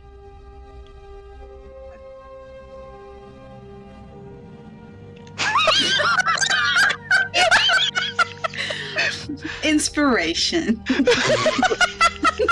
Getting way too much inspiration there, buddy. That was so good. Inspiration. Alright. I still don't really get it, but... Well, I don't get any of the benefits. Yeah, it said all of the benefits goes to the Jack. If that's what Gav is saying, right? Look, Vince, I'll you look. for a fact know that you get a bunch of benefits from this heart and from being bound to Chimera, and so they can be right about everything, right? Mhm. Yeah. Well, you know, I guess, Jack is pretty cool. Maybe he'll give me some powers. Tell you what, if at any point, I will keep praying to the Great Blurb, see if it tells me anything. But if you feel, look, it doesn't, like you just don't want it no more, I will pray to the Blurb for you. But that's all I can do here. Or we can get you to a temple.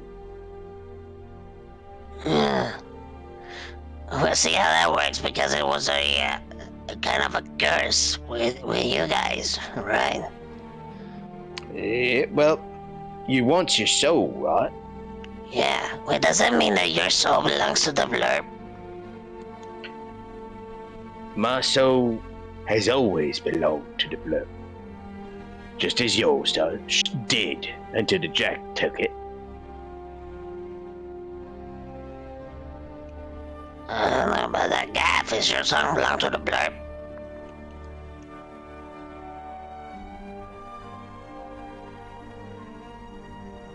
Oh, did it? Yeah. Don't tell me it was the dummy that you done took the powers from.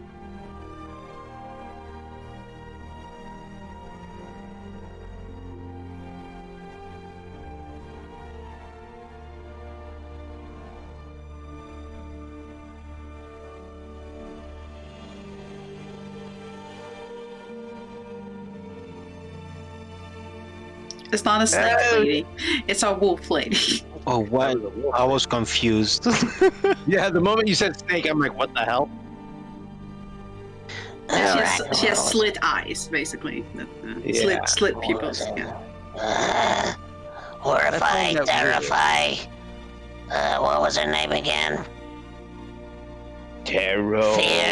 Fear. Right? Vince uses all the words until he until he gets there. Tegrifying. Tegrifying. Literally Yeah, there every we go. word. Right. That was it. So that fried lady is gonna help us again because now you're linked to the fright one, and you're also linked to the raven one. Although the raven one takes it out on me whenever you don't listen. I would very much like to see if I've noticed the influence of the god of fright on Gav. Influence on Gav. Absolutely, roll me an insight.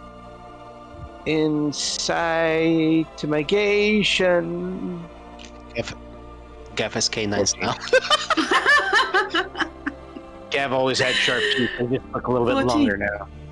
Although you don't necessarily outwardly see like physical changes in Gavorgov, you definitely know that there are some.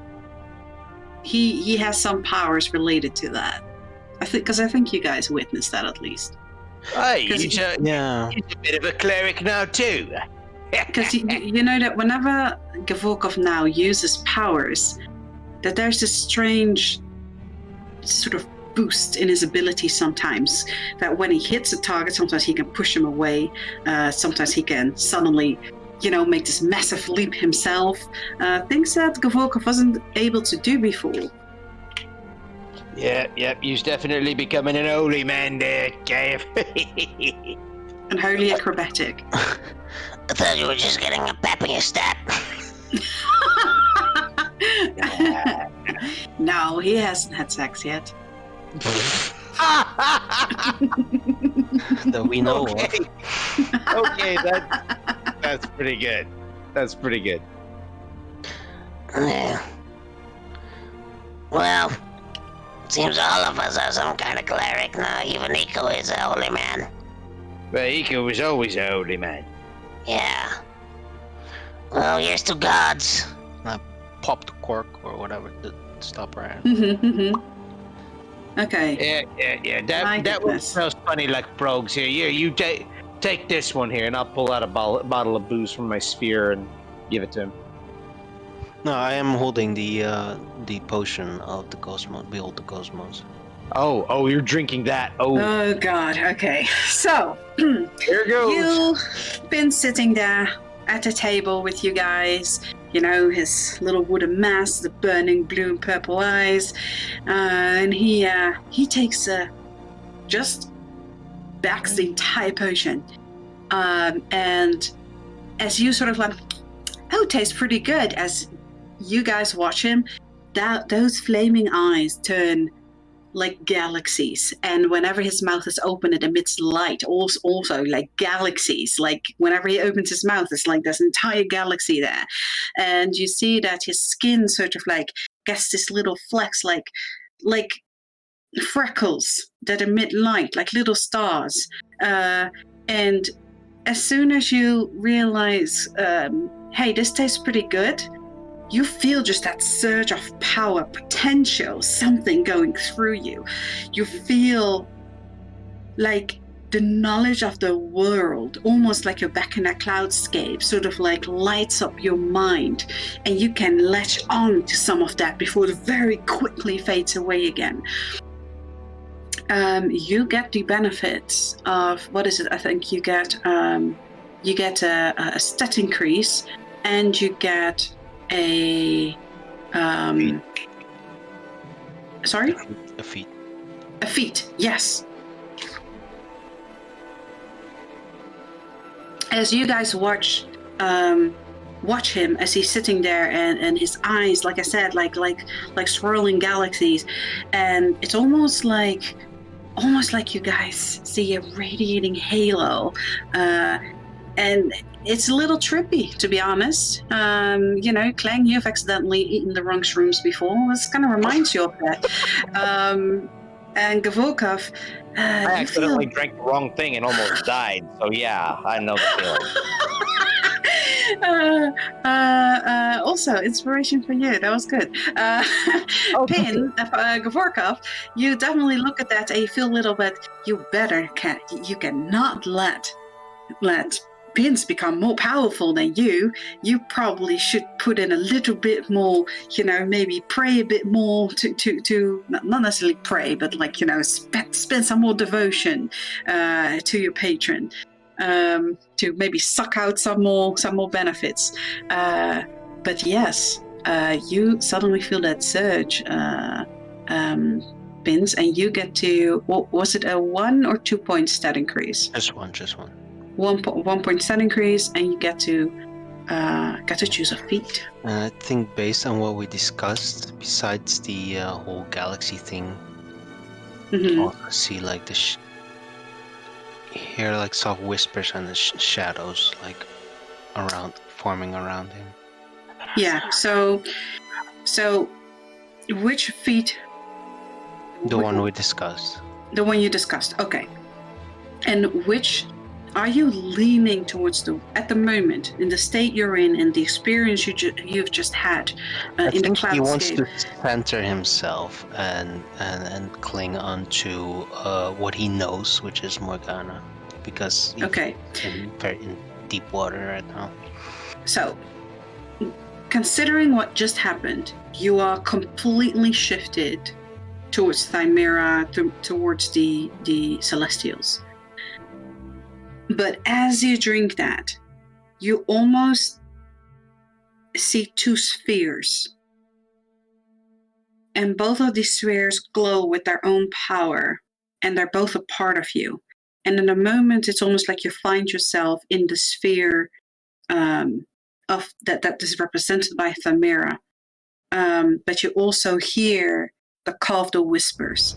And as you think of Morgana, the vision you saw when you looked into that ocean of knowledge and you saw Morgana sitting there, and Morgana had been urging you to listen to these whispers.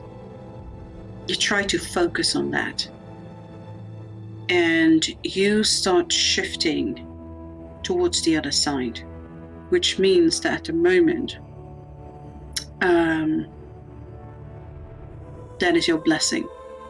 You have the blessing of the whispers right now.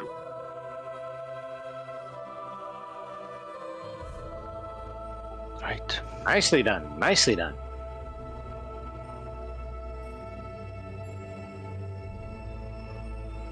So, okay.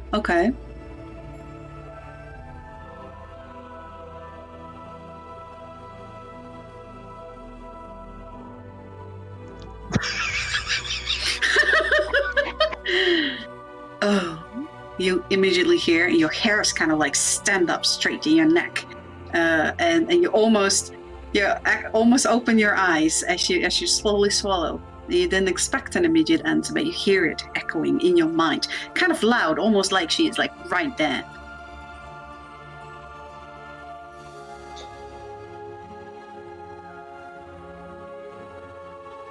Oh, I'm sure you didn't. Last time you had quite a potty mouth. And now that you've called him, I might take the time to let you know how I deal with ungrateful worshippers. If you don't remember, because you were under the influence, but when the last time you saw her, you were really rude to her. Oh yeah. So, we'll see who gets a heart attack tonight. Oh no.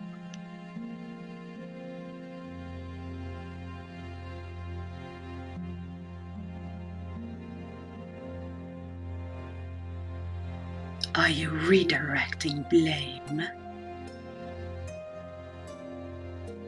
Or are you a real man and gonna take some responsibility?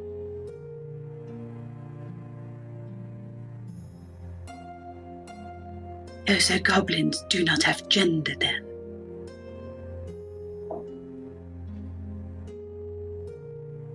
What did he say?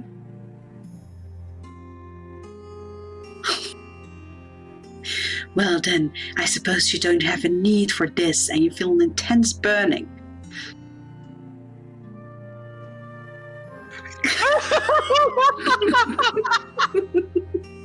Okay.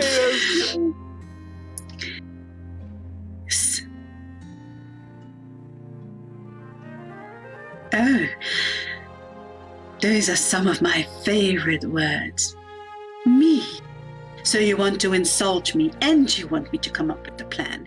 You are starting to become quite a disappointment, and you are the first worshiper that I have accepted. Maybe I'll just change my mind altogether. And you start slowly feeling the power of the god of fright sort of drain from you. Oh no. Oh no! You better make.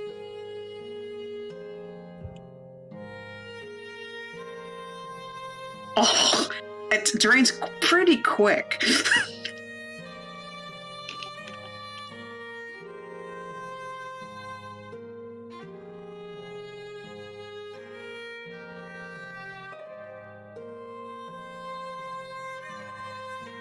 You almost can hear. Okay, you can almost hear she start rolling her eyes until you say, I'll make sure they all fear the god of fright. And she sort of like really quickly sort of turns around. You can feel that. You can see her, but you can sort of feel that. And she says, oh, I like the sound of that. See, I've lost my bell. If you were to retrieve it, I will not only forgive you, I may consider pouring more blessings on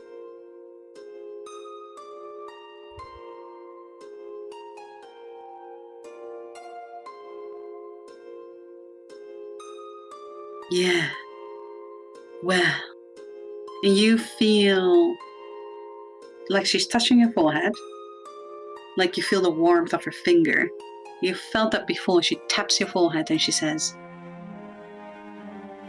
listen, little one. You are going to retrieve my bell. I lost it a long time ago. Some filthy thief has put their filthy little fingers on it and sold it to some kind of eccentric.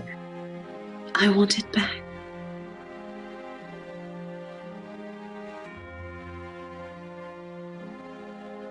That thief is long dead. It's been a little hundred of years. Don't worry about it. I have another name for you, though, the eccentric. Open your... You need to learn not to speak. There is an eccentric. I only know his last name. It's Wedgwood.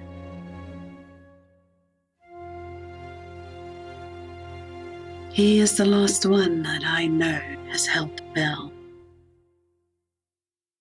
Find out about him and find my bell, and I will forgive.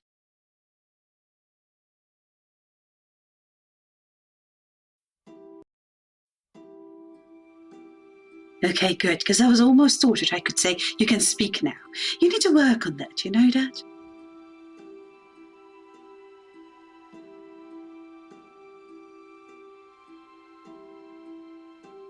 Oh, sure. And she sort of like, she pats your hand and she says, well, you know, call on me when you got some information. And her presence fades from your mind. I have a question. How does Gav look when he went over to the corner? You know, like an anime, like the whole corner turns black as he's gloomy. Oh, yeah.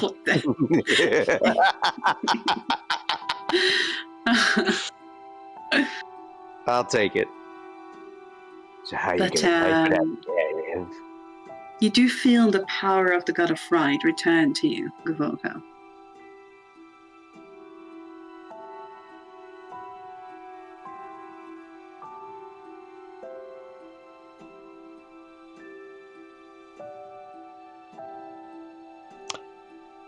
Do you now?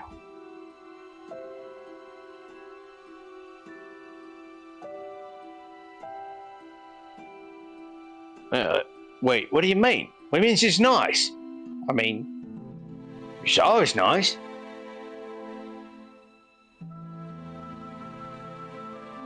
No, especially when she got my temper. That's not.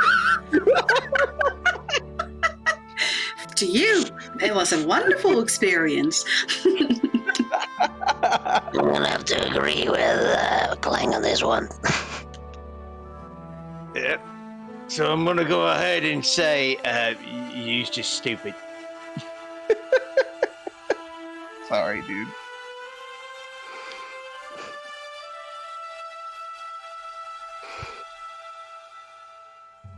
So, look, what manner of thing is the god of fright asking?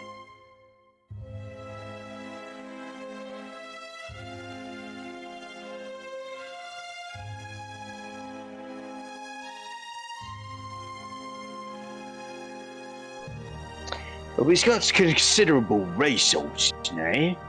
We could probably find this Wedgwood. Wedgiewood. Yeah, that's a good one, yeah. I remember that. Oh, you're serious? Oh, fuck, you're serious.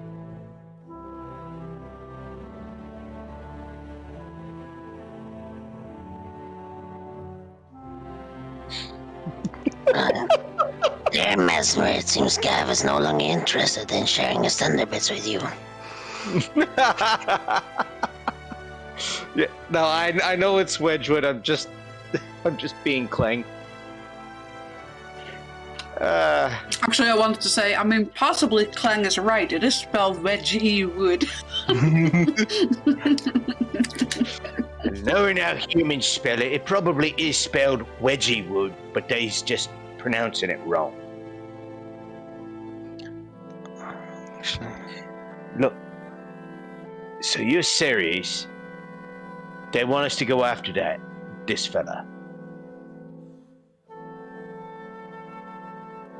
We can probably find out where's they at.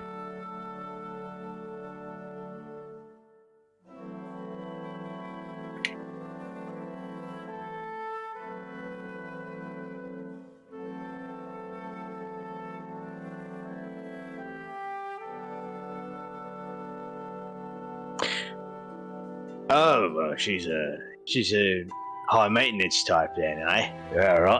All right. Hey, Pence, you still writing a letter to Mesmer? No. Damn it. Well, I was going to get you to add in that apparently he's found a high maintenance lady.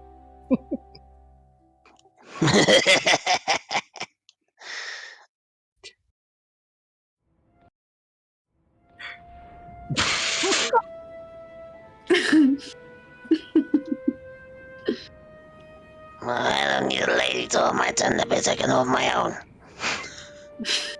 That sounded just wrong. That's just wrong, Pence. What's wrong with you?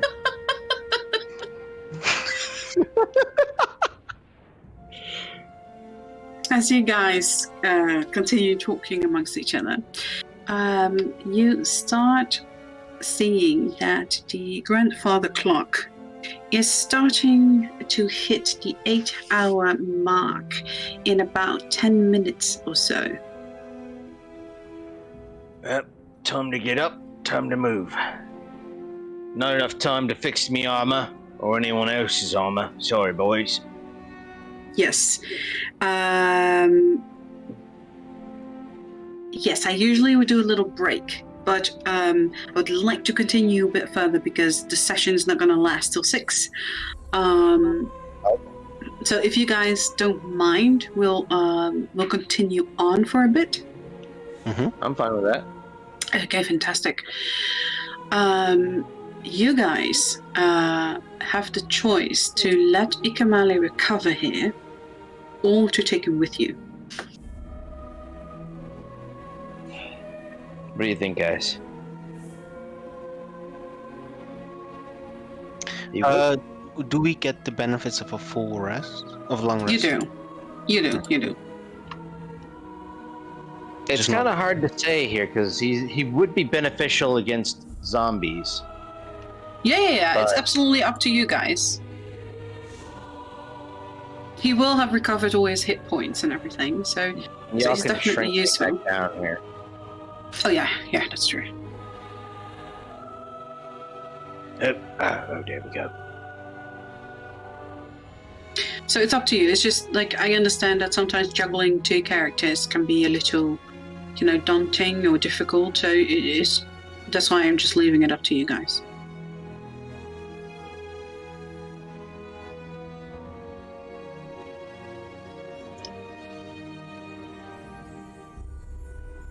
Blurba. But Okay. Yeah, absolutely. I, All I right. have not been attacked at all this time, so Pleeble is just kind of standing at the ready. Yeah. Pleeble is. Yeah.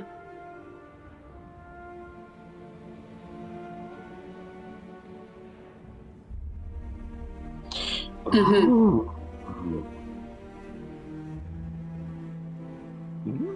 It's got armor. Oh, Mordekainen's. Yeah. All right.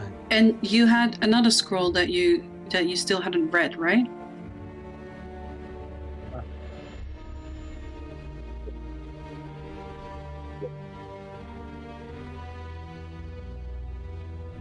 Which you still have time, basically, because you had 4 hours, you didn't do anything with them.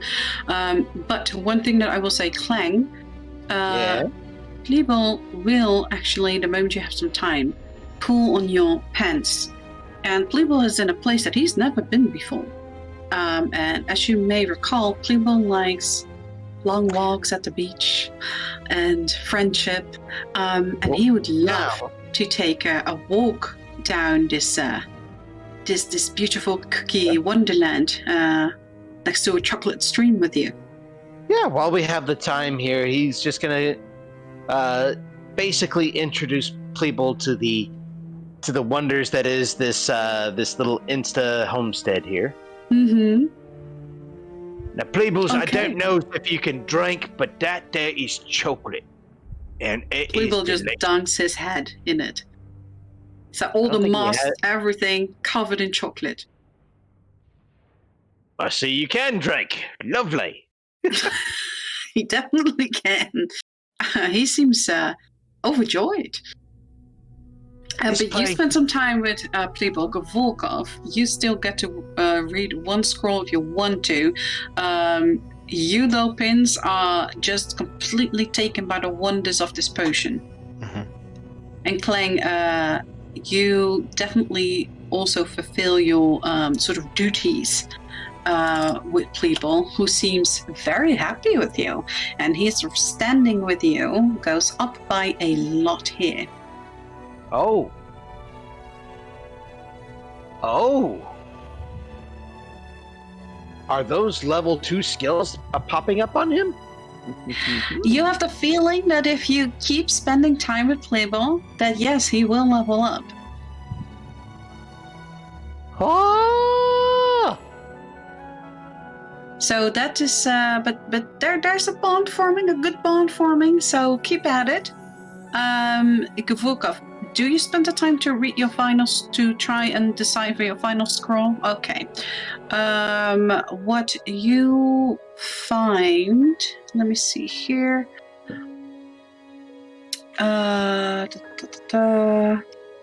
You find the Phantom Hookshot. I'll put it in general for you so you can just copy it. Otherwise, it's so annoying.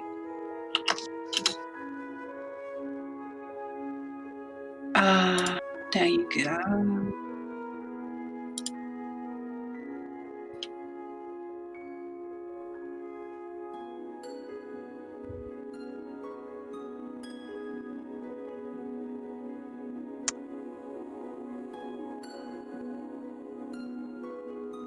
I'm gonna choose bludgeoning for sharing is caring here. Yeah, absolutely. Take that for yourself.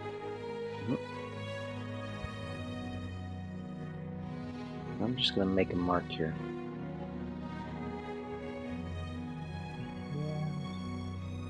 Yeah, let's go with a fist for bludgeoning.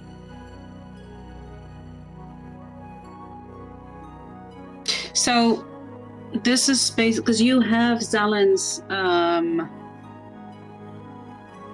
Yes. So yeah. So you have the prerequisite. So you do have the Phantom grapple, right? Yeah. Yeah. Okay. Yeah. So you get the hook shot. Okay. So this would. Yeah, and it can increase it, and you can basically concentrate on it and latch onto something. So, for instance, like you were fighting the big wolf, the big werewolf. You would have been able to climb it, but you know that there are giants in the world, for instance, and unable to kill them, you might have to climb. This would help you, for instance. Okay, so who would be the first one out? No, that would be you, Clang. So as you are walking with Pleeble, you notice something. Roll me perception. Perception. Okay. If I can. Yeah, there we go. 5.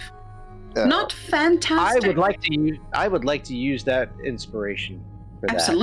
Absolutely. 22. Okay. As you are taking this stroll and explaining things to Pleeble and letting him taste some of the chocolate bark from the trees and the candy flowers, and anyway, you're walking really close to the edge of the dome. And as you look outside, you see that these big steam clouds have dissipated and these mushrooms have mostly sort of gotten back to their puffiness. They're glowing again. But other than that, when you look over there, Clang, as you're walking to the outside, you can see that this rock has disappeared. That it has completely collapsed. And you can see that now, since you guys have been gone for about 8 hours, some zombies have moved through, but most of them just seem to be mining or just wandering around, as you guys are nowhere to be found.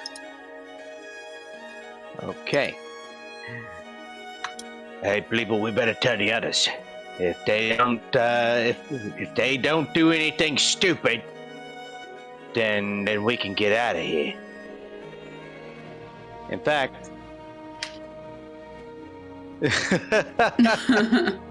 but Kling will go back to the others and explain that, hey, it's almost time to leave, and so long as we don't do a stupid, we can get out of here. Okay. So that's the long and short of it. Come on, guys. Alright. Do you guys think would be an idea to have Mahler with us? Just to mow things down? Or is he too big? He's too big to be in here. I thought you would know that. Yeah, I just miss him. We can get it. We can get him out as soon as we get out of here. Alright. I take Pop.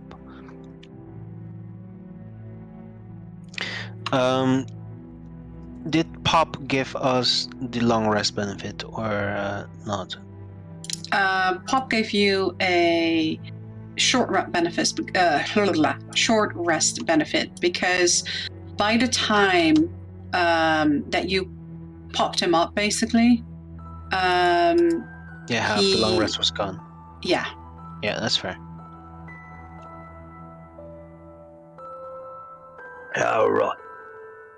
So, don't hurt the zombies. We just gotta get out of here and leave.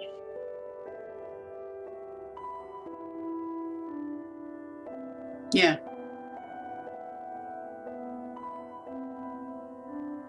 The what? Right. Yeah, you do. That's a 2. So you lose 1 charge.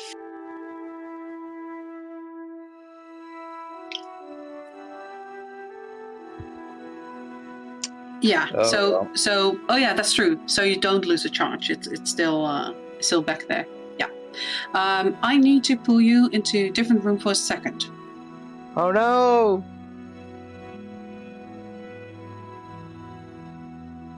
Chris.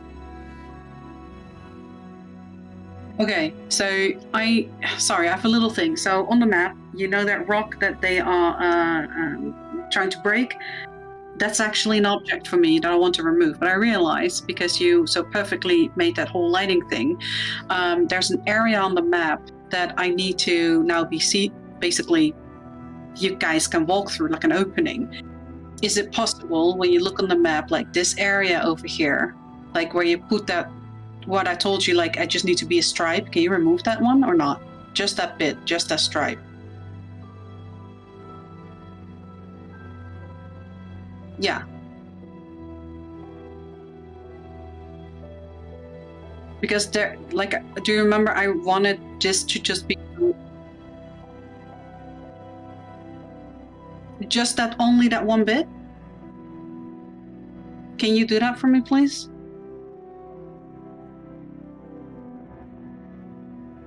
Now is fine, because basically that wall is now gone. Okay, thank you so much. Thank you so much. That's it.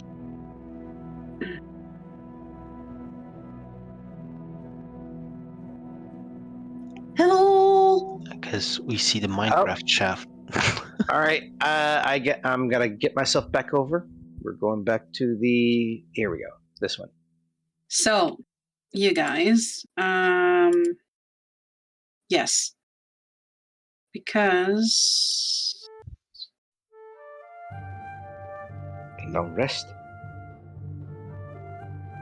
so there was this rock here that they have been working on that is now gone. That they have actually, no, don't do that. That they've actually worked themselves through. So you guys can now also see the opening there. Is that visible for anyone that has? I guess that for everyone that has the range to see. Yeah, you mean over there? So, yeah. That's now open. Okay, fantastic. Okay, good. So yeah, you are the first one to see that, Clang, and you tell the others. You do see that 2 zombies seem to have sort of like made their way through, who are just like wandering around a bit.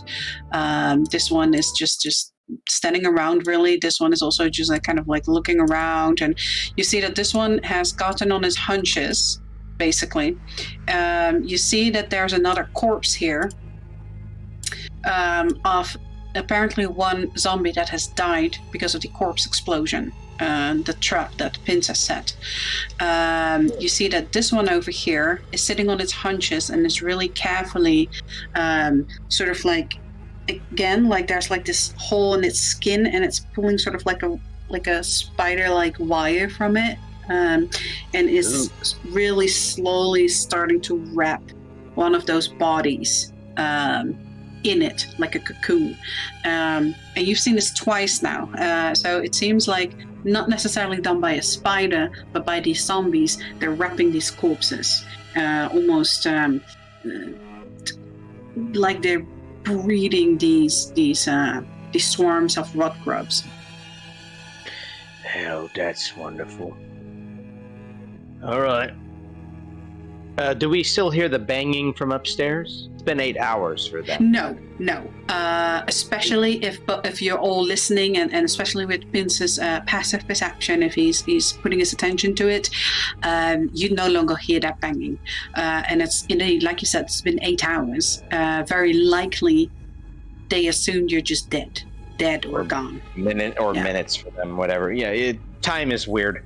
Wibbly wobbly, timey wimey. So yeah,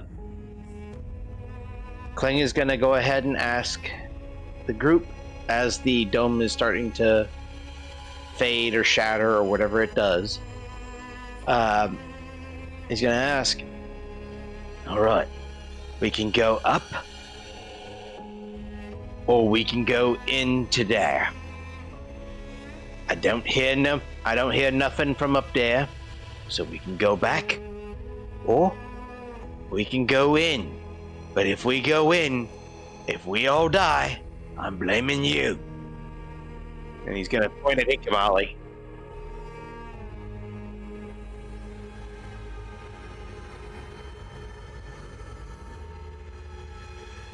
Do you hear the birds?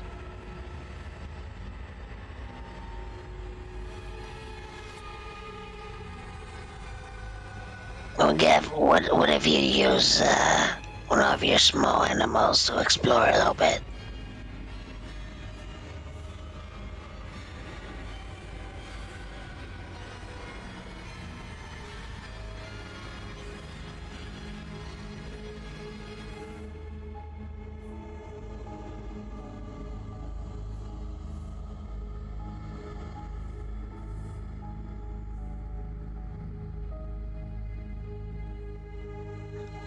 If I remember correctly, the other exit of this mine is right under the Happy Packer, isn't it?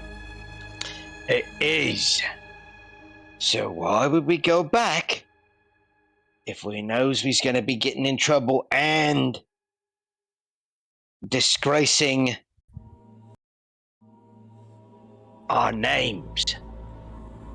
I've already been identified As a what? You cut off. as one of the Black Knights. Well, then drop your glamour.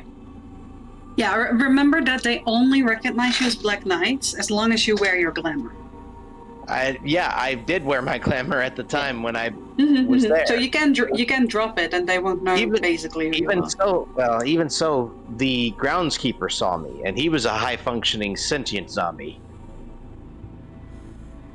So I don't know what's going to happen. Well, We may have already tarnished our name as the Black Knight. It doesn't. I think what's his name, Finnery, gave us some glamours, right? So we can just use those. I've been using those. Yes, your the glamours that Flynn gave you, they are built in as one of your glamour slots. Yes, yeah, but Flynn gave you the sailor and those. Oh, Those right. are built in. Finley has built those into your glamour set. Right. Those are extra. Mm-hmm. And we also have a group disguise kit. You do, yes. I mean, if you really don't want to be recognized, if that's your only issue of being recognized, we can just. It's more than that here.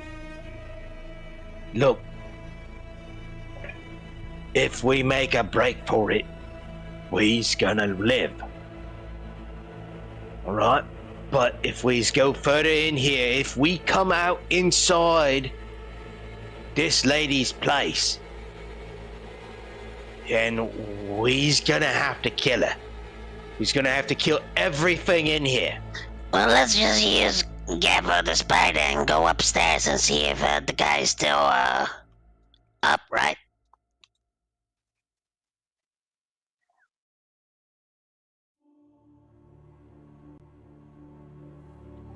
True, yeah, we sabotaged and blockaded the trapdoor.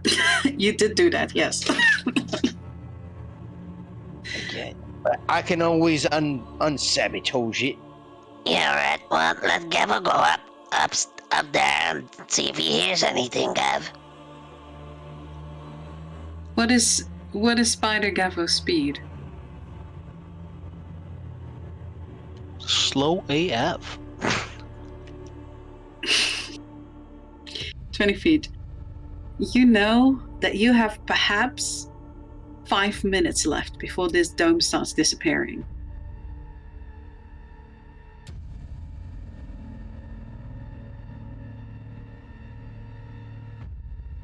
So we has to go out. We has to go out. We has to leave. You also have a cat dog, a dog cat that can teleport. Yes. You also have, Fire. of course, Raven Gavo. You have 2. We have Snow. No, we don't, because Snow is in the bag or in the little extra dimensional place that you put him. Yeah. We Sure. can take out Snow. But would I be able to ask Rose to listen in, or is that too specific for familiars? You would know that the familiars, though some may be different than others, are just not really that intelligent. And the derpy way that Rose sort of goes about things, you don't think that Rose would be able to, first of all, listen to your command, but also if she did, to convey things back to you. Well, I will give Rose the rose that I took from the grave golem.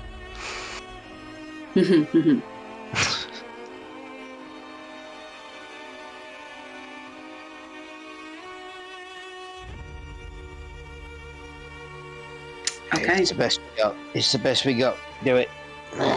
You know you're gonna bribe that one.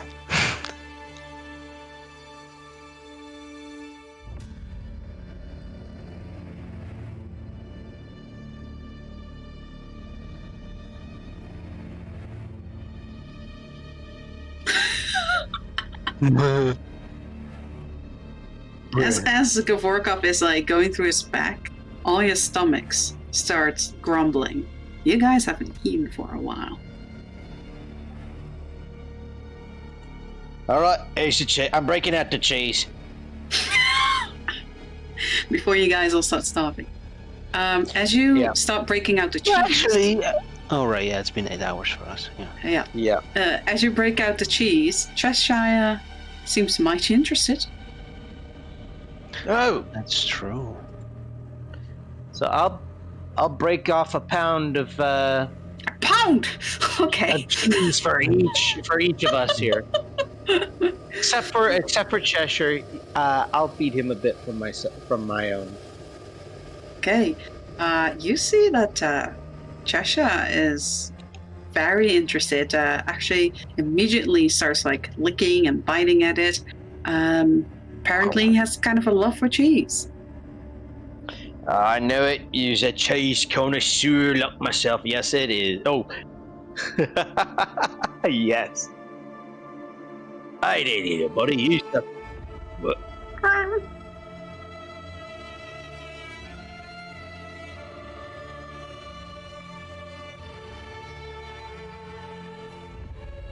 Cocks its head, looking at you. Clang cocks his head, looking at you.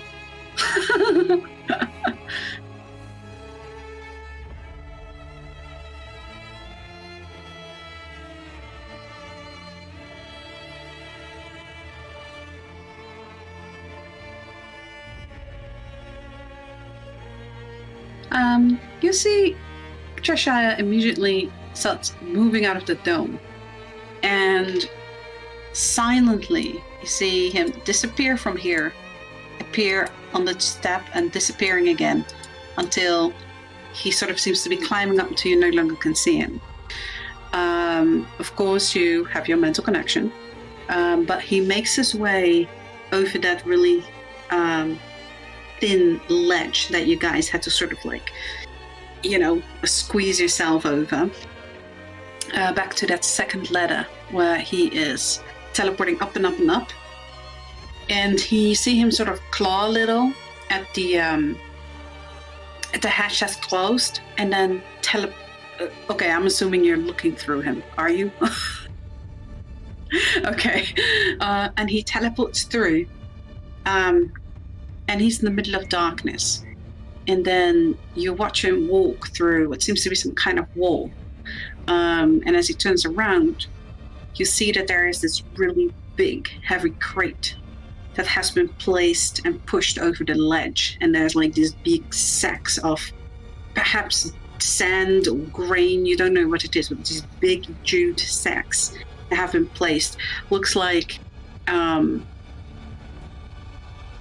the Undertaker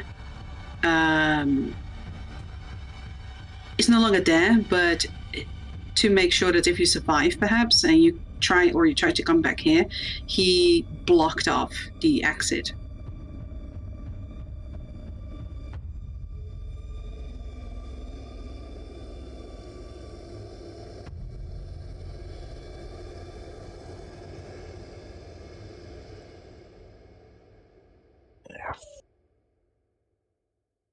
Don't want to be killing someone needlessly, especially if there's following the teachings of the blurb. Uh,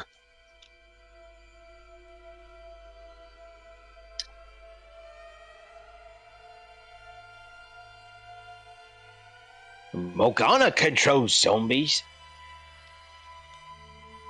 How is that different? How is that different? Who's explaining it to me now? And Justin. No. But why would I stand up against her? She's not doing anything wrong. Ways I see it, we's the one doing something wrong here by killing her subordinates.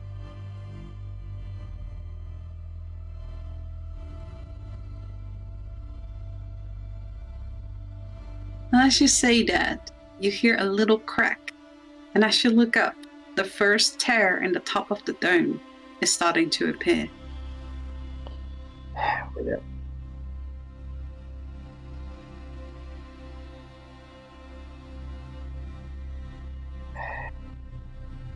We can at least try talking with her. Alright.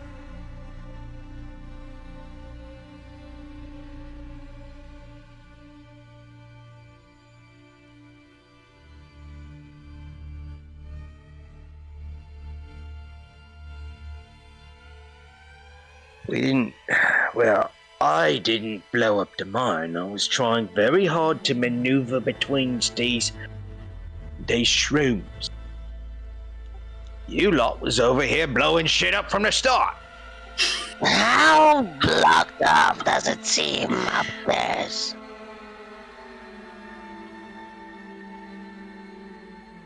You think you can punch through that, Clang? Did Gav describe it as very heavy stuff?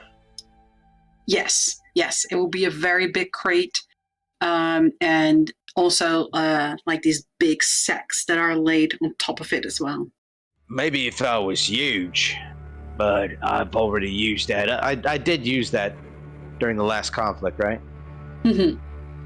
Is that a that's- dawn thing or a long? That is a dawn thing. Alright.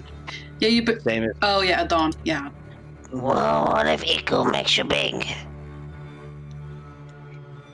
Eco can only make me. Yeah, Eco only makes me human sized. Alright. I get huge with frenzied also. So I would only be able to break that if I was Maybe frenzied. we could employ someone who could help us. I rub You're gonna- my ring, oh no, You dude. rub your Can- ring. my golden ring of Yes. Kiri.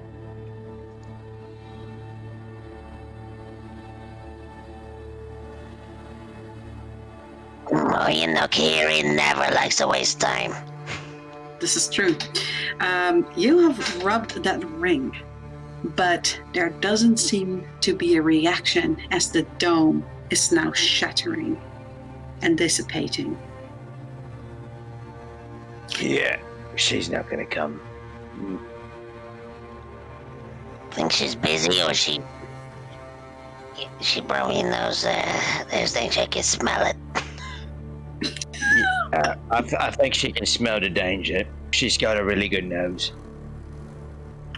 Well, All of okay. you, So, roll me a stealth if you're stealthing as the last bit of the dome starts shimmering away and the little cookie castle is starting to turn back into its little globe form. And as that Rolling happens, I stealth. will whisper to Clang, So if you don't think you can get through it, there's only one way to get through. Maybe we can be sneaky. Wow, that was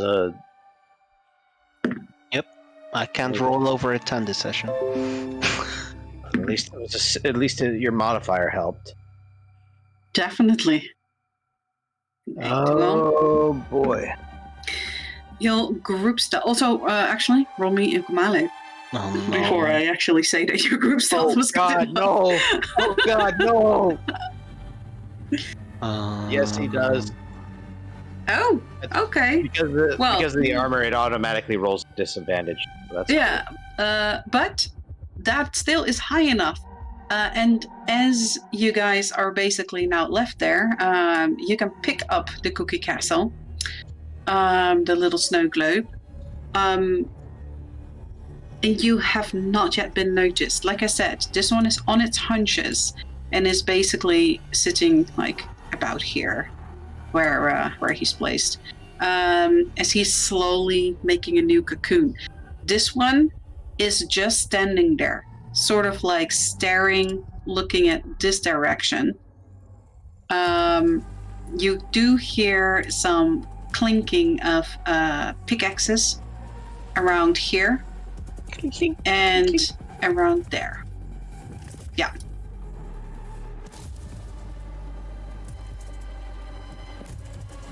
But at the moment, you guys are basically stealthing, and they haven't noticed you.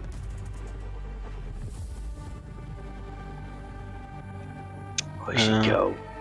Mhm. Easiest way would be this way. We can just get past him.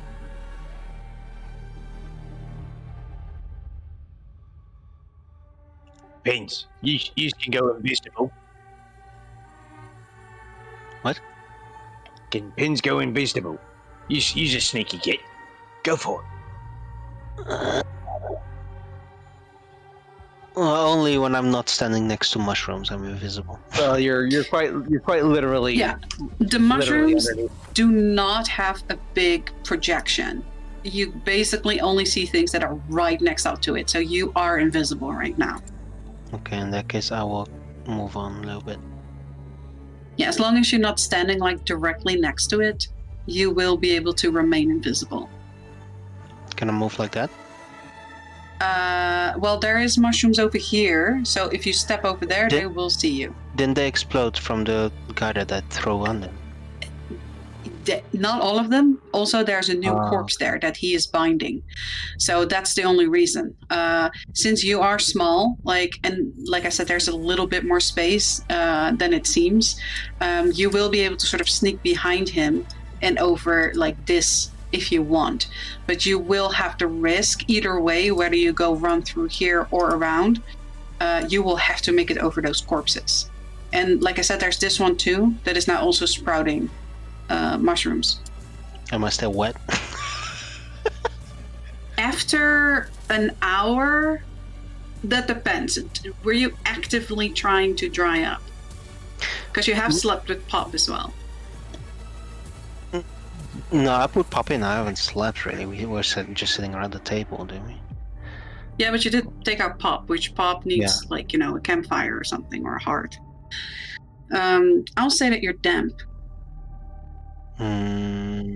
I'll just move around it.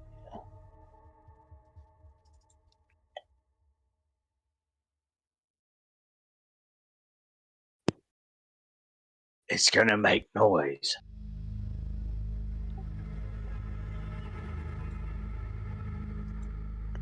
Shh.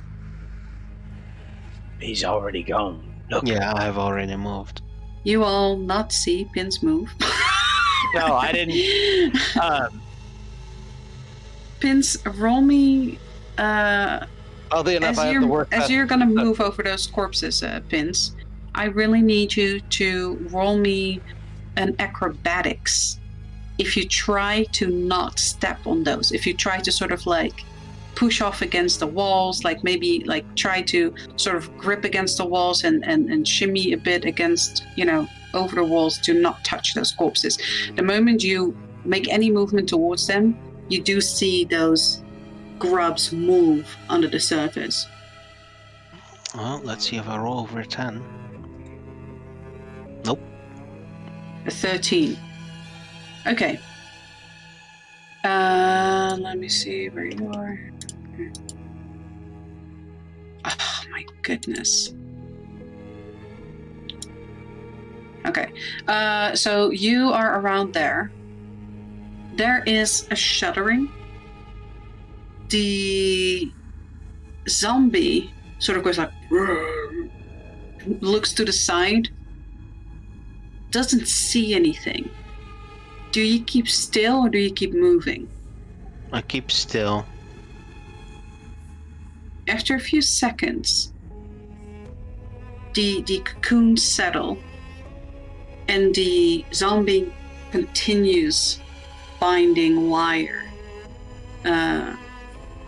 threads over, like continue making the cocoon.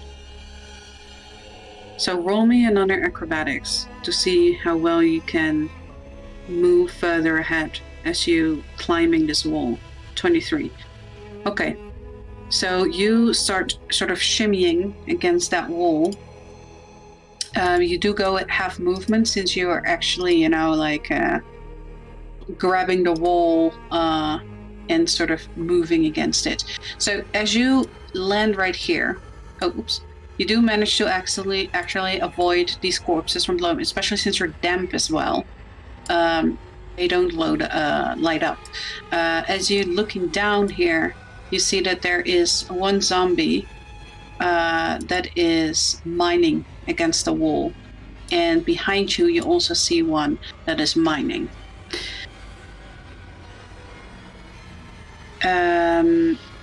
Another thing that you see is that on a large platform in the center, because when you move through this sort of narrow pathway, you find yourself in a much larger room. And in the center of it, you see almost like a platform that is hewn out. And there is a very decorative brass, huge kettle. And it's emitting a bluish light from all the crystals that are inside it. And you're hanging there and you hear that sound again, like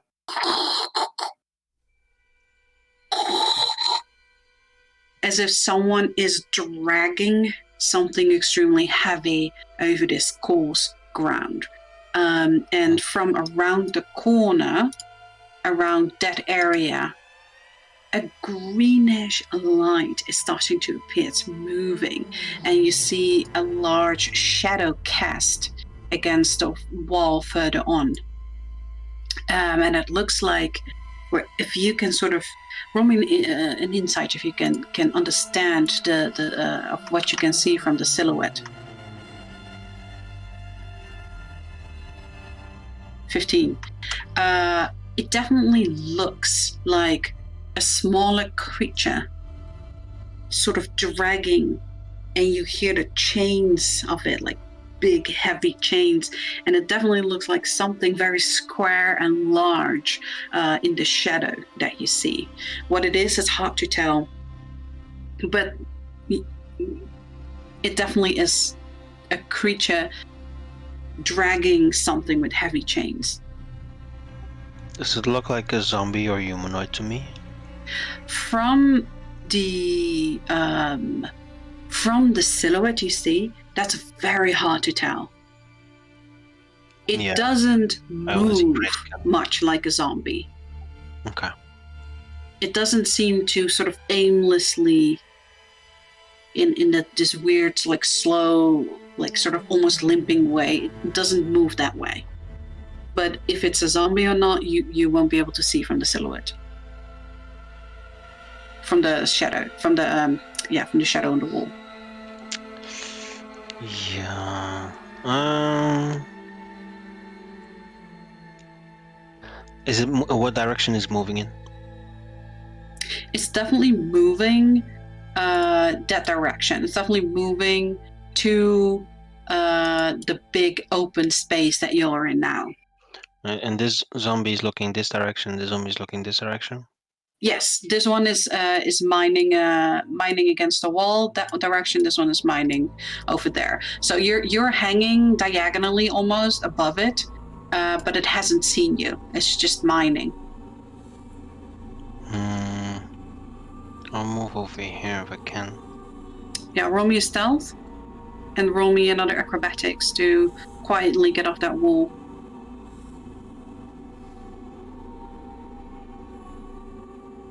So the stealth is 13.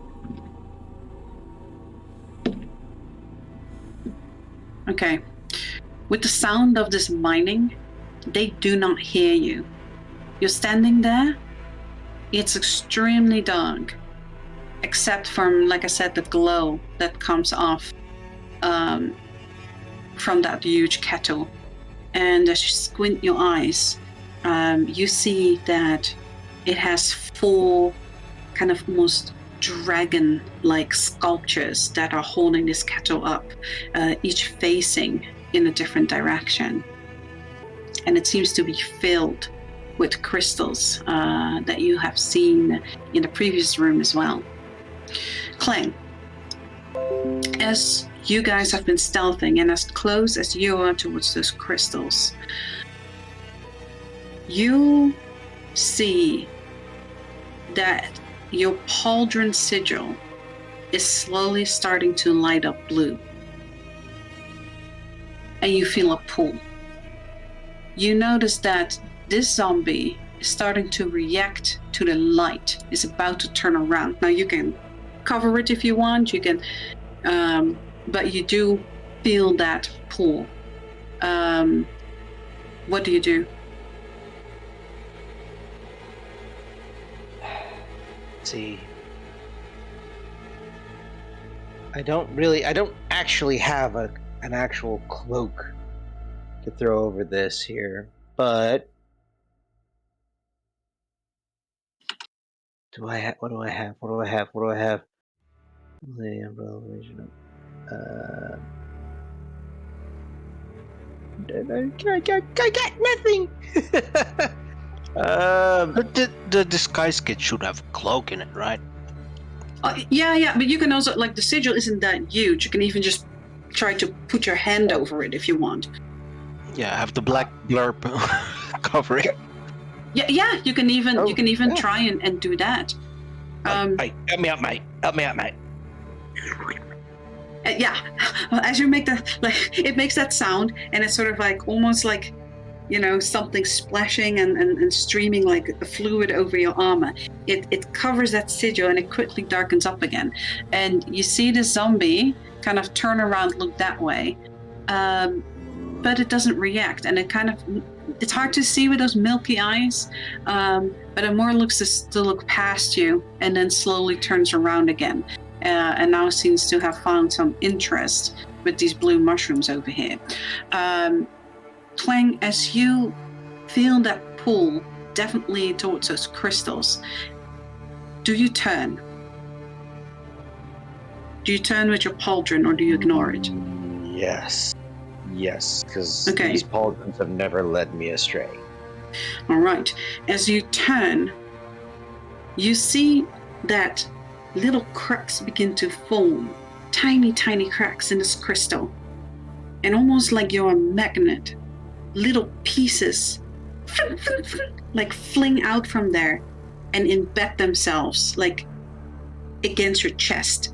They're not in your chest. They just sort of almost as if you are magnetic. They have become stuck, and slowly they start to move, gravitating over your armor, as if this magnet is kind of pulling them in a certain way, and they follow the strap of your bag and make themselves go into your bag.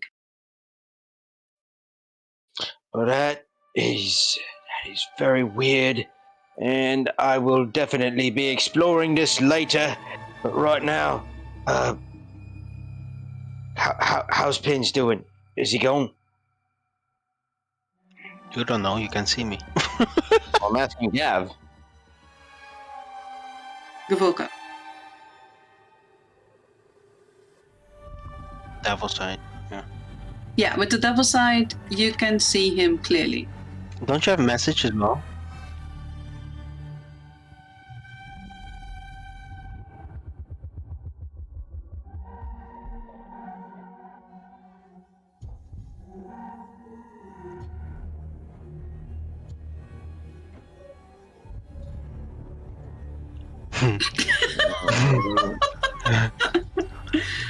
More and more things I'm learning about you here, Gabe.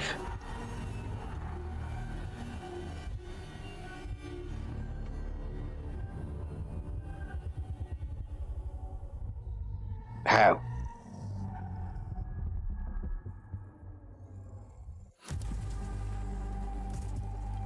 Mm-hmm.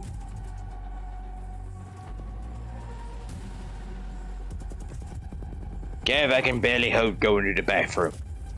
Uh, But holding me breath I can do.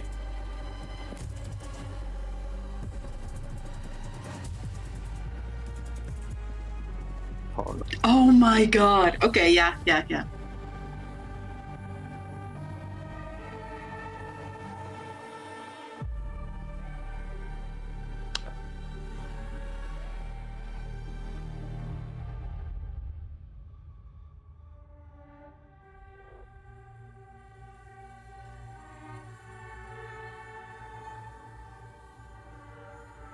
I'm going to.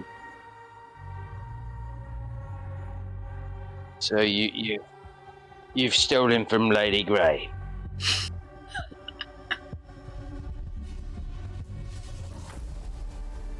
As you see this We will beautiful have words embroidered after handkerchief. We will have words afterwards, Gabe. He opens it up, and it's like the inside of it is like a void, like a dark hole. I will take Iki and myself, and we will go into this abyss and hold our breath. I would say the trust you have in each other is sometimes amazing. Oh no! If I die, I'm gonna haunt him. If I die, I'm gonna haunt him. Okay, so Clang will always be there. you two make yourself. Yeah, they do. Gavulgov, they go into the handkerchief.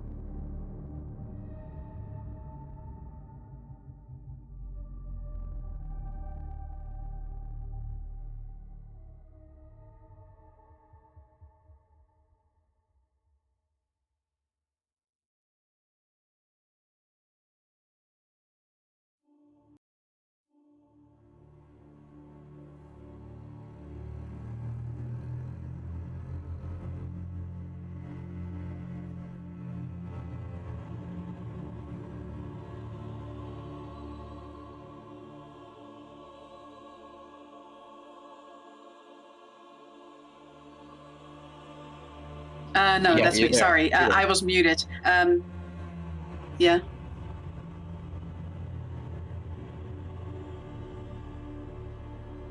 Oh, you want to swing? Okay. So, because it's a phantom grapnel, it doesn't actually make sound on impact. It does, however, have some like crumbling. You see this zombie looking upwards, but not fast enough for it to actually notice how you like really quickly like swing there, and then as you also disappear in the darkness. This is quite high actually. When you look at the ceiling, there's like 20-foot high ceiling.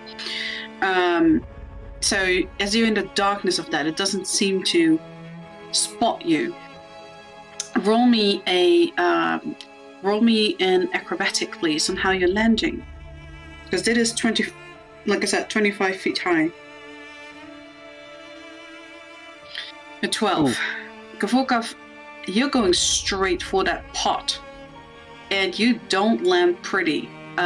You get blasted against that thing. You hear a loud boom as the metal makes a sound. Both these zombies turn around. Now, this is quite high. This is about like 15 feet or so up, but more like 10, about 10 feet up. So I'm gonna roll with disadvantage to see if they spot you, because they would have to really because they're looking up in an angle. I don't know if they will spot you. I'm gonna move us down here so we can see a little bit better. Yeah, absolutely. Okay, so they do look. They don't see anything, but they do start to wonder. Vince, this one is starting to move that way, and this one is starting to move over there. Okay. Princess. You're just standing there frozen, hoping that no one looks at you. Yeah, he's gonna ready his bow and it's just gonna be like, The hell are those guys doing? So, Gavorkov, after sitting there for a few seconds, you make that sound. There doesn't seem to be much of a reaction. Perhaps this isn't that uncommon of a sound. You don't know. But after a few seconds, you do see sort of like the sweaty top of these zombie heads sort of like start, slowly moving around. One thing that you do hear, though, and that you actually now get to see, is you also hear that scraping, that dragging. Let me put these guys over here for a second. You hear that scraping and that dragging, and you actually see that creature that is pulling this big object, and it's emitting this strange, ghostly green light. So I'll put in the general chat for a second here what it is that you're seeing. You see a ghost-like figure with long hair, stuck with chains, dragging forth this sort of makeshift little prison almost. Like there's wood hammered in all kinds of places. There's like this metal framing, and there's these weird glowy green lanterns that have this strange, almost like specter-like flames in it. And it seems like the creature that it's pulling is kind of like strangely giggling and talking to itself the whole way through. It's really hard to understand what it's saying, but it's only talking to itself. And there's definitely an aura of violence and anger, something that's exuding from there. But it's hard for you to really focus on, because there is another huge, massive, kind of like magical aura that is protruding from this kettle over here, or something that you perceive sort of as a kettle. And it's so overwhelming that it's hard for you to really distinguish that aura over there. But without even using an arcana or anything, you feel a very strong conjuration magic coming from this area. You also see the bright light of all the crystal chunks. Like the whole thing seems to be filled with crystal. And as you're sitting down on top of that platform, you see that there are several items laid around this platform as well.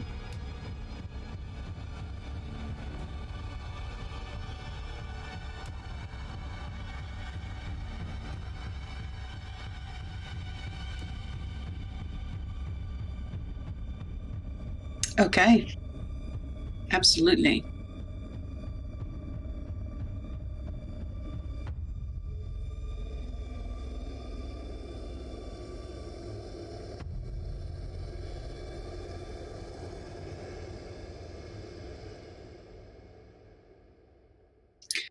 Yeah, it looks like he is dragging toward the main room where you are.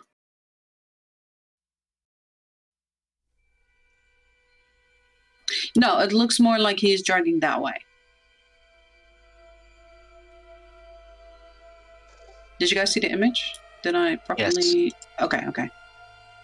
Yes, and I showed it to the recording. Fantastic.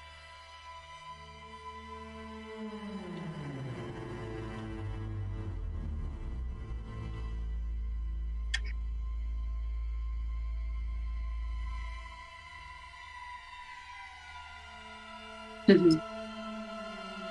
You move over there. Yeah. Yeah, it seems like it's very slowly shambling its way over in that-ish direction.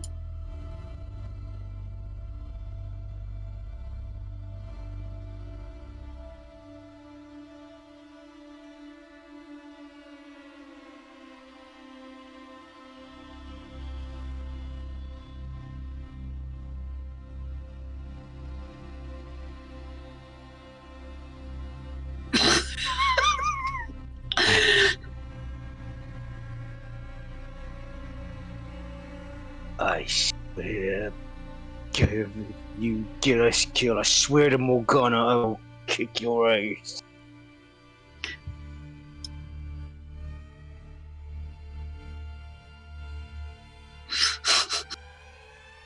As he says that, Clang, you also hear the grinding, and as you sort of peek around the corner of this huge brass cattle, I keep saying cattle, but the you know, the thing, you also see, you hear like, oh yes, yes, oh, it's time for dinner again. And Right. yeah, you see someone there dragging this massive thing. You see exactly what Gavorkov has been seeing.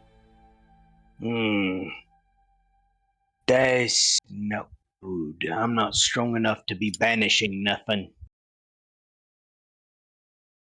So we should probably avoid it. As he moves closer here, you see that this zombie immediately moves out of its way and sort of like goes sit down in the corner, like puts its hand between its knees, puts its head between its knees and its hands on its head,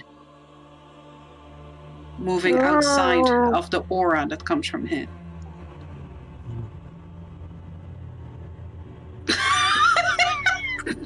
Yeah, you also get Your fighting style Inspiration. leaves me with depression.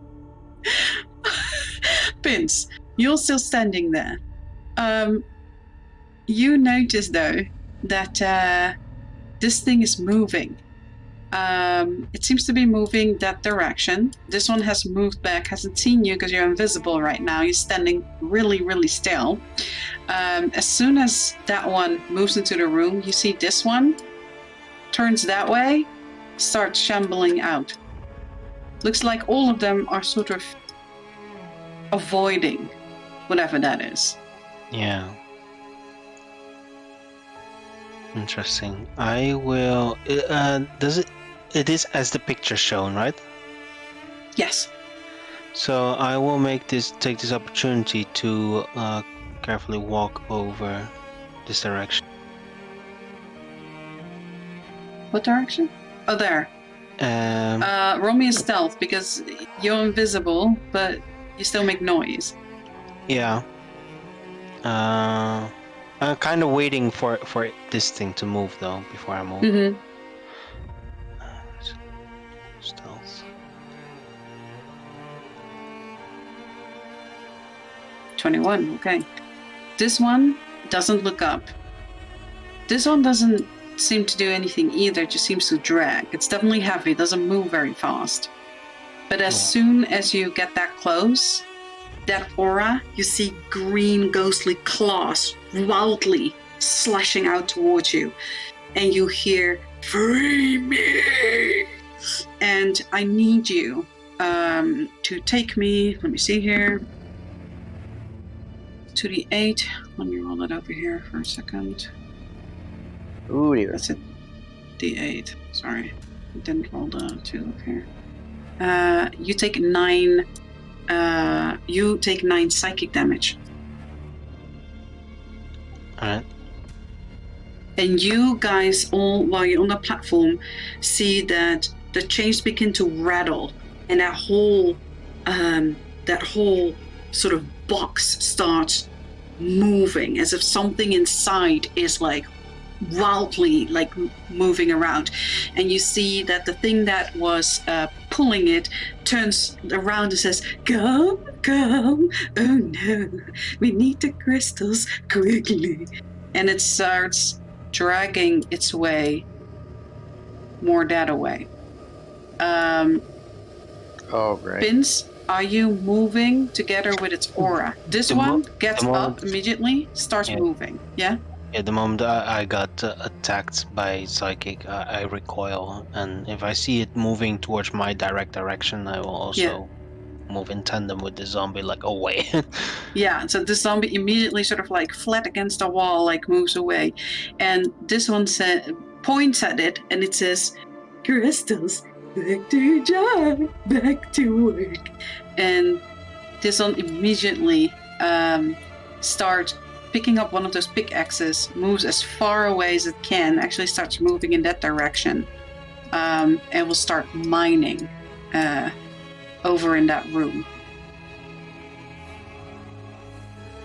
That same thing that happened to me with the crystal, is that happening with this cauldron?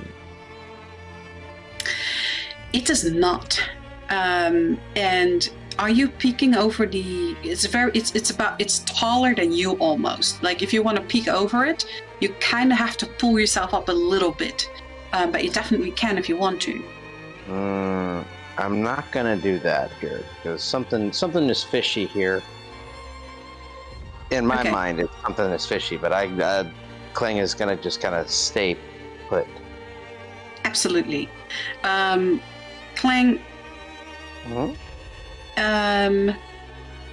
Clang, you're since Gavokov is on the other side of the castle, you're the only one that really sees it. But this thing is slowly getting closer and closer, and his box is starting to move more and more violent. And Pins, you think that everyone hears this, but you hear in your mind, free me, and you see all these ghostly hands are almost like leaving drag marks in the floor.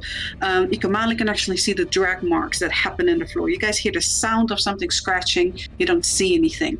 Pins, you see all the arms trying to reach out for you, but they don't seem to be able to extend from outside where the light, that aura is shining. But it is actually really scaring you. You see deep gashes in the floor. This one over here, Clang, you see that its head is disappearing because of the angle that you're at, but you start seeing these sort of greenish, glowy hands start appearing on the edge here. And it looks like it's starting to climb.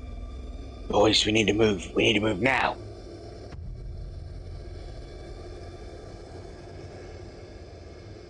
We are not safe. The ghosty thing is moving our way. Master is so hungry. You can now also clearly hear that voice, Gavolkov. But Clang, you definitely start seeing the top of the head of this man, this creature, starting to pop over the edge. It's not going to be very long before he will, just in an instant, he will start climbing up there. Okay, we need to move now. He's climbing up right now. This zombie looks like it's working, right? That zombie is moving away. It's moving in the direction over there. And as you look around, Clang, you see the opening you came from. You see this other opening here that zombie's moving through. You also see an opening over there. There's an opening over there. You see like that's splitting off into different hallways as well. But that is basically blocked off by this big thing right now. But you do see all those tunnels. Boys, we gotta move here. We can either go this way or this way. That way just leads back where we came from. Because if that thing gets anywhere near us, I got the heebie-jeebies, and we're not going to be getting away from it. Everyone gets 10 seconds before this thing is popping its head up. Right. I'm gonna. He's climbing to the middle. There's 10 seconds now. You guys get to make one decision because he is about to pop his head up. So, Clang, you were? I'm moving over here. Just. Okay, so you climbing off, roll me in acrobatics to see how quietly you do it, and roll me a stealth, please, or how well you climb off the thing. It's 15 feet high. And roll me a stealth. Oof. I have no more. Okay, 16. So you a little loudly move your way off here, and you fall the last piece, the last bit. You kind of hear Clang like kind of like make a noise. This thing stops for a moment. What is the rest of you doing as that's happening? Clang, you do start making your way out, but you get over here with falling and your stealth. All right. Govorkov, Ikamale.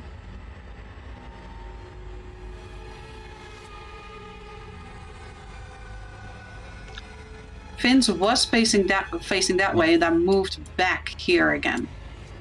Yeah, I'm looking in this direction because I'm not getting any communication, so I'm just looking where they are. Can I even see that?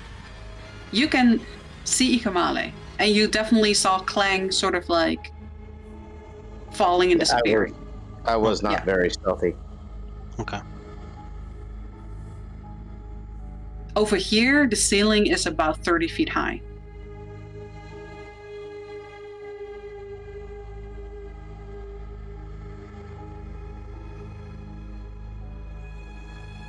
Okay, remember, you are concentrating.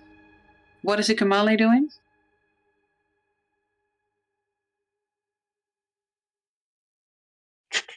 Okay, well, roll his acrobatics and stealth, please.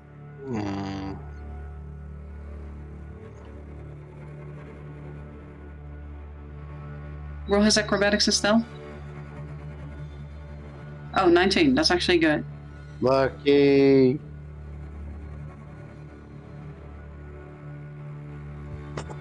Where's his stealth? Oh, he's not stealthing. Oh, God. Okay.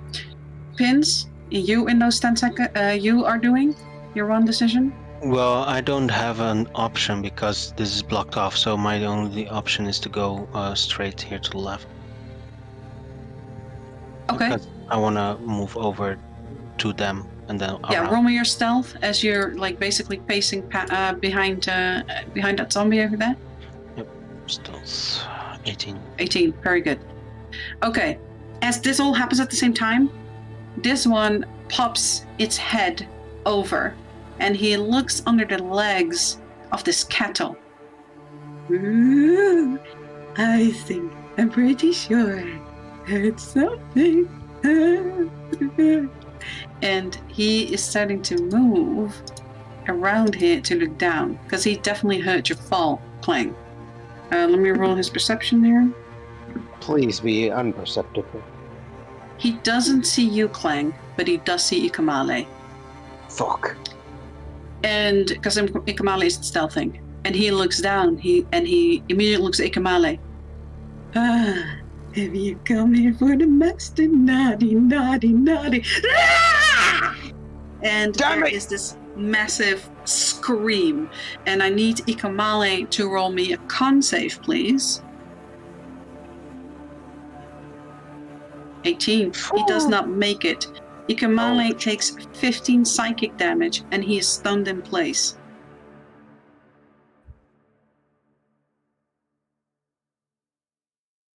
Yep.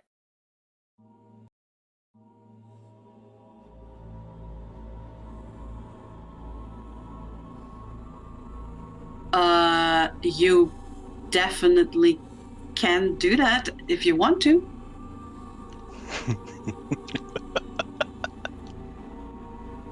And we're entering combat. Lovely.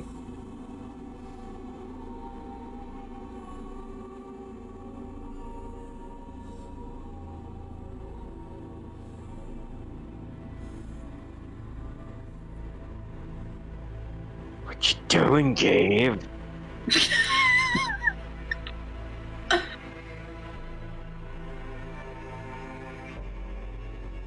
Does it seem that this guy is still connected to chains, or did he let them go? It looks like he's let them go and then started climbing.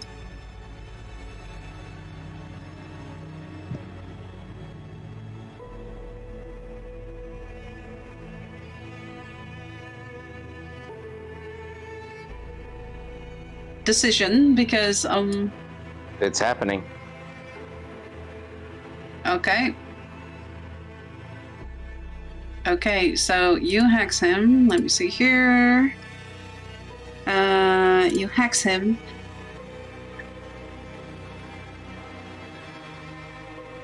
Absolutely. Roll me with advantage, as this is basically a surprise for him. Because this comes completely out of left field for him. Yes. So this is basically a surprise attack for you. So that's advantage with surprise.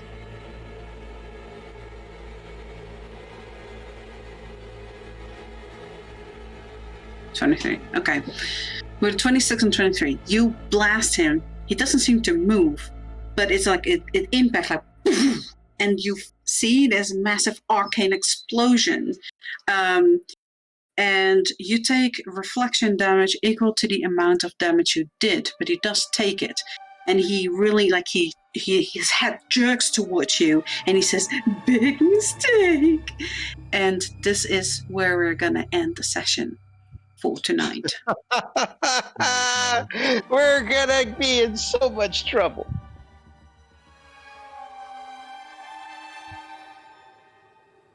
I'm pretty sure Iki fucked us. Well, yeah, I will say, if Ikamale wasn't seen, he would have still been searching around. But don't forget to take off your damage, because you take, No, you take 100% reflection damage. Yeah. And so does he.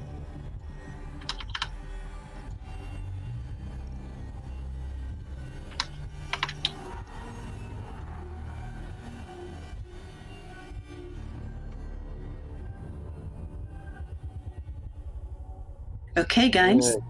So let me exit everything for us. So once again, thank you everyone for being here, for having this adventure.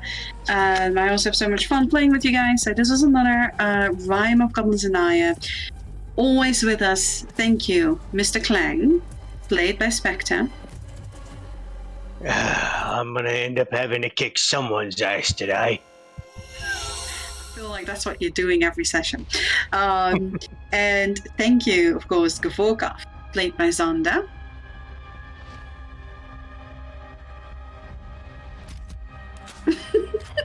Okay, I'll do that for you next time.